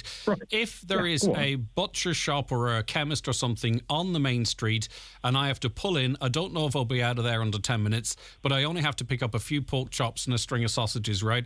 I'm not going to walk 50 yards up the road, get a ticket, put it on my windscreen, go into the shop, come out and go about my business. I might go to some place that's a little bit out of town or with free parking because that's just human nature. I shouldn't, but I probably will because I'm a lazy git, Alan. Right? So that is that is a competitive disadvantage then to the chemist or the butchers that I talk of, isn't it? Yeah, well, but my point is, though, if you're going to the chemist to pick up a prescription, you know, you can go to a machine. Very often the machines don't work in the town, by the way. And I've had this many days I go on there. You know, every week I go on and I get a parking thing for me, one screen. But you know, a lot of the time it doesn't actually work. You know, and my whole ultimate thing around this is it's not working. It hasn't worked. You know, so when it's not working and it hasn't worked, then whatever about reviewing it. It needs to be sat down with the people that are actually it's affecting, i.e. the businesses on the streets and the back streets and all the rest. But do you know who's rubbing their hands together, Alan? It's the businesses on the outskirts of towns that have the big resources behind them, the big car parks. They're rubbing their hands together. If you're going to have out-of-town planning like that, you have to advantage the heart of the town, don't you? You have to say, right, okay, what do we need to do to make sure these people can stay in business? Parking is a big issue. It's a massive issue. I've actually put that in part of my comment under scenes, you know, that, you know, we're driving people away from the main street to go to the bigger places that have their own parking facilities, you know, and it's not good enough anymore. You know, the main street in Ballybofey, we know about the dereliction in the town. We know that it's the highest vacancy rate nationally and has been for maybe 10 to 15 years. Nothing's been done about that. We have pedestrian crossings that there was uproar about because, again, it was just flighted in, stuck up, no signs, no nothing, and a lot of near misses, and actually one accident. We have disability parking that's very rarely available. There's none in Stranraer. You know, with the residents parking, they're charged an absolute fortune. So this is just one of many issues. The warden, whatever about the wardens, and you know, people who says, "Oh, the warden are doing this," that they're doing what they're told. So it's not a case of they're coming out and making up their own rules. They might seem a bit gung ho at times. I get that, but at the same time, they have their rules, and they're going by the rules. And it's an income generation thing. I know Patrick had mentioned, "Oh, it pays for other things." Yeah, so it does. But why can't we just not have a better system where we can look at liaison with the likes of Shane, the Hatter, and all the rest? And I know there's an online petition taking place at the minute. But again, this is something that has been in the council and the councillor's remit for 15 years, and it hasn't been adequately addressed. Yeah, well, like you have to listen to the business people. They're the ones paying for the water. They're the ones paying the rates and everything else. I can't see what harm could come from consultation. And we see different policies involved in different towns. Is Buncrana, is it working for the businesses up there?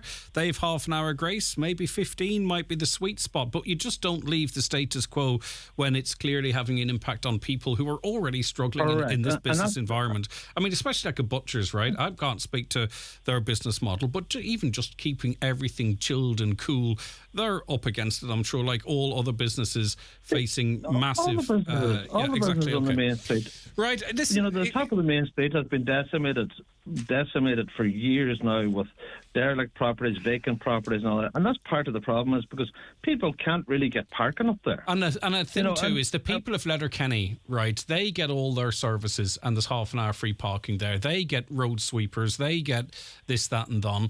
I don't think, I'm not questioning Councillor McGowan's motivation here, but the council, if there's a shortfall, the council can spend a bit more money in the Twin Towns. It shouldn't have to be, well, you'll have to tolerate this parking or you won't get this, because nowhere else gets that. And everyone needs to be treated equally. All right, Alan, thanks for your input. I appreciate you coming on. Take care of yourself. Alan McMenamon there. If you have a view, 086 60 25,000. This is your show. It's the all 9 till noon show on your radio station, Highland Radio. So have your say on those numbers. The 9 till noon show with Letterkenny Credit Union, now offering mortgages from 40,000 to 600,000 euro with no hidden fees or transaction charges. Letterkenny Credit Union, 9102127. Tá Mark uair nua ag gnólachtaí tuairseoireachta le sórmhachas fostóra a chur inniual. Bunaithe chomhairmí na bhostithe hain, aithníonn an clár na fostóirí sin a caitheann dúchreachta ritheann ama le láithreacha ibre níos fearr a crothú do gcuid fostithe. Mealasteach na daoine is fearr agus cuine gíd. The Employer Excellence Programme. Tilla Olish ag FultaIreland.ie. Get ready for spring-summer with the Villa Rose V-Spa. Our luxurious body scrubs will leave you feeling smooth and silky, and we offer waxing and sugaring hair removal options so you can be beach ready in no time. Book now and take advantage of our amazing promotions: an introductory €20 gel nail offer or €50 luxury pedicure promotion throughout May. Look your best in your holiday with fresh skin and nails. Check out our full offerings at villarose.ie. The Villa Rose V-Spa, your destination for spring-summer beauty. Transform your garage with an electric roller garage door from Garola. It's time to modernise with a fully fitted roller door from just €997. With 21 colours to choose from, we'll even take your old garage door away. Book your free survey today. Call 1800 827 515 or visit garola.ie. Looking for the best place in the Northwest to get a bed or mattress? Restex Beds and Mountaintop Letterkenny has a great selection and great prices. Restex Beds has everything you need for a good night's sleep. Visit them today and sleep better tonight. All right, the weather forecast today will start out mostly cloudy and misty with patchy drizzle. Sunny spells will develop as the day goes on, with scattered showers becoming more widespread and heavy, bringing a risk of thunder or spot flooding. Highest temperatures will range today 15 to 18 degrees in light to moderate southwest breezes. It's lovely when the sun comes out. There's a genuine heat. If that's your thing, not everyone likes it, but it feels nice. Now, you might remember going back some time ago, we had a couple of callers on, one from Donegal and one who was listening from Britain, who had issues with Revolut. They were scammed out of thousands of euro. And we kept on to Revolut, as we do off air. And when I say we, I mean Caroline, to try and get some sort of success for our listener who lost thousands, as I say. But we got a statement from Revolut, as I say. This is off the back of weeks of getting onto them. And their statement reads as follows: "We are very sorry that our customers were targeted by ruthless and highly sophisticated criminals. Fraud is one of the largest categories of crime and can have a devastating impact on individuals and families," they say. Revolut's deeply concerned that large numbers of frauds are being enabled by fake phone calls and text messages. Scammers often pretend to be from a bank or recognisable utilities and services such as postal delivery services or tax authorities. It's vital that criminals are stopped at source and prevented from using convincing looking fake texts and phone calls. Otherwise, they will only step up their efforts to trick people into authorising fraudulent payments from their accounts. If in any doubt, customers can always engage securely with Revolut customer support in-app, meaning they know they are talking to us. We take our responsibility to protect and support our customers extremely seriously. We work continuously on systems, processes and people to combat these criminal gangs. Revolut also engages with industry partners and relevant authorities to warn customers about how to protect themselves from criminals trying to steal their money. When making an investment, we urge everyone to take steps to satisfy themselves that the person they're sending money to is legitimate, and we encourage customers to check the investment company is genuine and a regulated firm. If in doubt, customers should always seek trusted independent financial advice first. So unfortunately, despite all our efforts, we weren't table. As of yet, we're continuing to do so. We weren't able to get a resolution there. We do have further information from Revolut that they're working on, and the person was done by a very clever scam, because the scammers purported to be from the bank that they're actually with, and a second person claimed to be from Revolut, and they were ringing the person and saying, we're trying to stop this fraud on this account, you need to do this on that account. And in the whole process, what they were actually doing was accessing not just the Revolut account, but their actual main bank account as well. And they lost, what was it, 10 grand? Something incredibly significant. Anyway, right, on our social media, we're using the hashtag... we are being asked to encourage you, the listener, to add your Donegal picks tagged hashtag Donegal and hashtag Donegal Day to get Donegal trending. So we love Donegal, a guest who we've had on this show actually not so long ago. They're trying to build up a bit of steam socially on Twitter. I think they are. Also check out Instagram, and if you've got any nice pictures that you've taken over the last day or two or in the past, you can post them to Twitter using the hashtag Donegal and hashtag Donegal Day and get us trending. It all helps, you know. You never know who might stumble across that picture you posted and say, you know what, I'm going to go to Donegal and sleep in a tent if they can't get accommodation. A caller commented, just time for this before we take a break rather than bringing someone on and rushing them. I'd like to comment on the green ideology that all government parties and opposition parties have all been so vocal and aggressively pushing in Ireland under the global umbrella of the alleged, so we know where they're coming from, climate change crisis for over a decade now. The EU and Irish parties, they say, TDs and county councillors right across the board have been extremely vocal about green ideology, renewables, and the importance of a green, sustainable way of life for future generations' sake, guilt-tripping us about destroying the planet for future generations. Continually increasing and adding new carbon taxes to people in rural Ireland's home heating oil, gas and electricity, for cooking, cars for transport and commercial vehicles for work, making our collective lives even more difficult by costing us all more to get to work and avail of health and basic business services in larger satellite towns such as Letterkenny, in a county which already has the lowest disposable income to begin with, the lowest wages too, by the way, new figures show us today. Why aren't these EU hypocrites and these Irish Green fanatical government and opposition ministers screaming day and night for ceasefire and peace process to begin in the Ukraine, Russian, American, EU, NATO conflict, they describe it as? The previous 12 months of that conflict have devastated large parts of Ukraine, killed hundreds of thousands, and caused more carbon emissions from military vehicles, missiles and bombs and weapons and what have you being blown sky high, causing pollution not seen since World War II, not even including the eventual carbon cost of rebuilding that country when the war ends. It appears to be because the governments and vested interests orchestrated this human environmental catastrophe, and they're making way too much money and have suddenly forgotten their own green ideology, as it's not very convenient right now. Well, they would argue, and I take your points, and thanks for that, they would argue that civilization as we know it could well be at stake if Vladimir Putin were able to encroach beyond even Ukraine, though I doubt he has those resources any longer. All right, okay, that's that. That's where we have to leave it on the show today. Thank you very much to Niamh, who worked on the show, assisting Caroline Orr, who researched and produced. We'll be back with the 9 till noon show for a Tuesday tomorrow morning.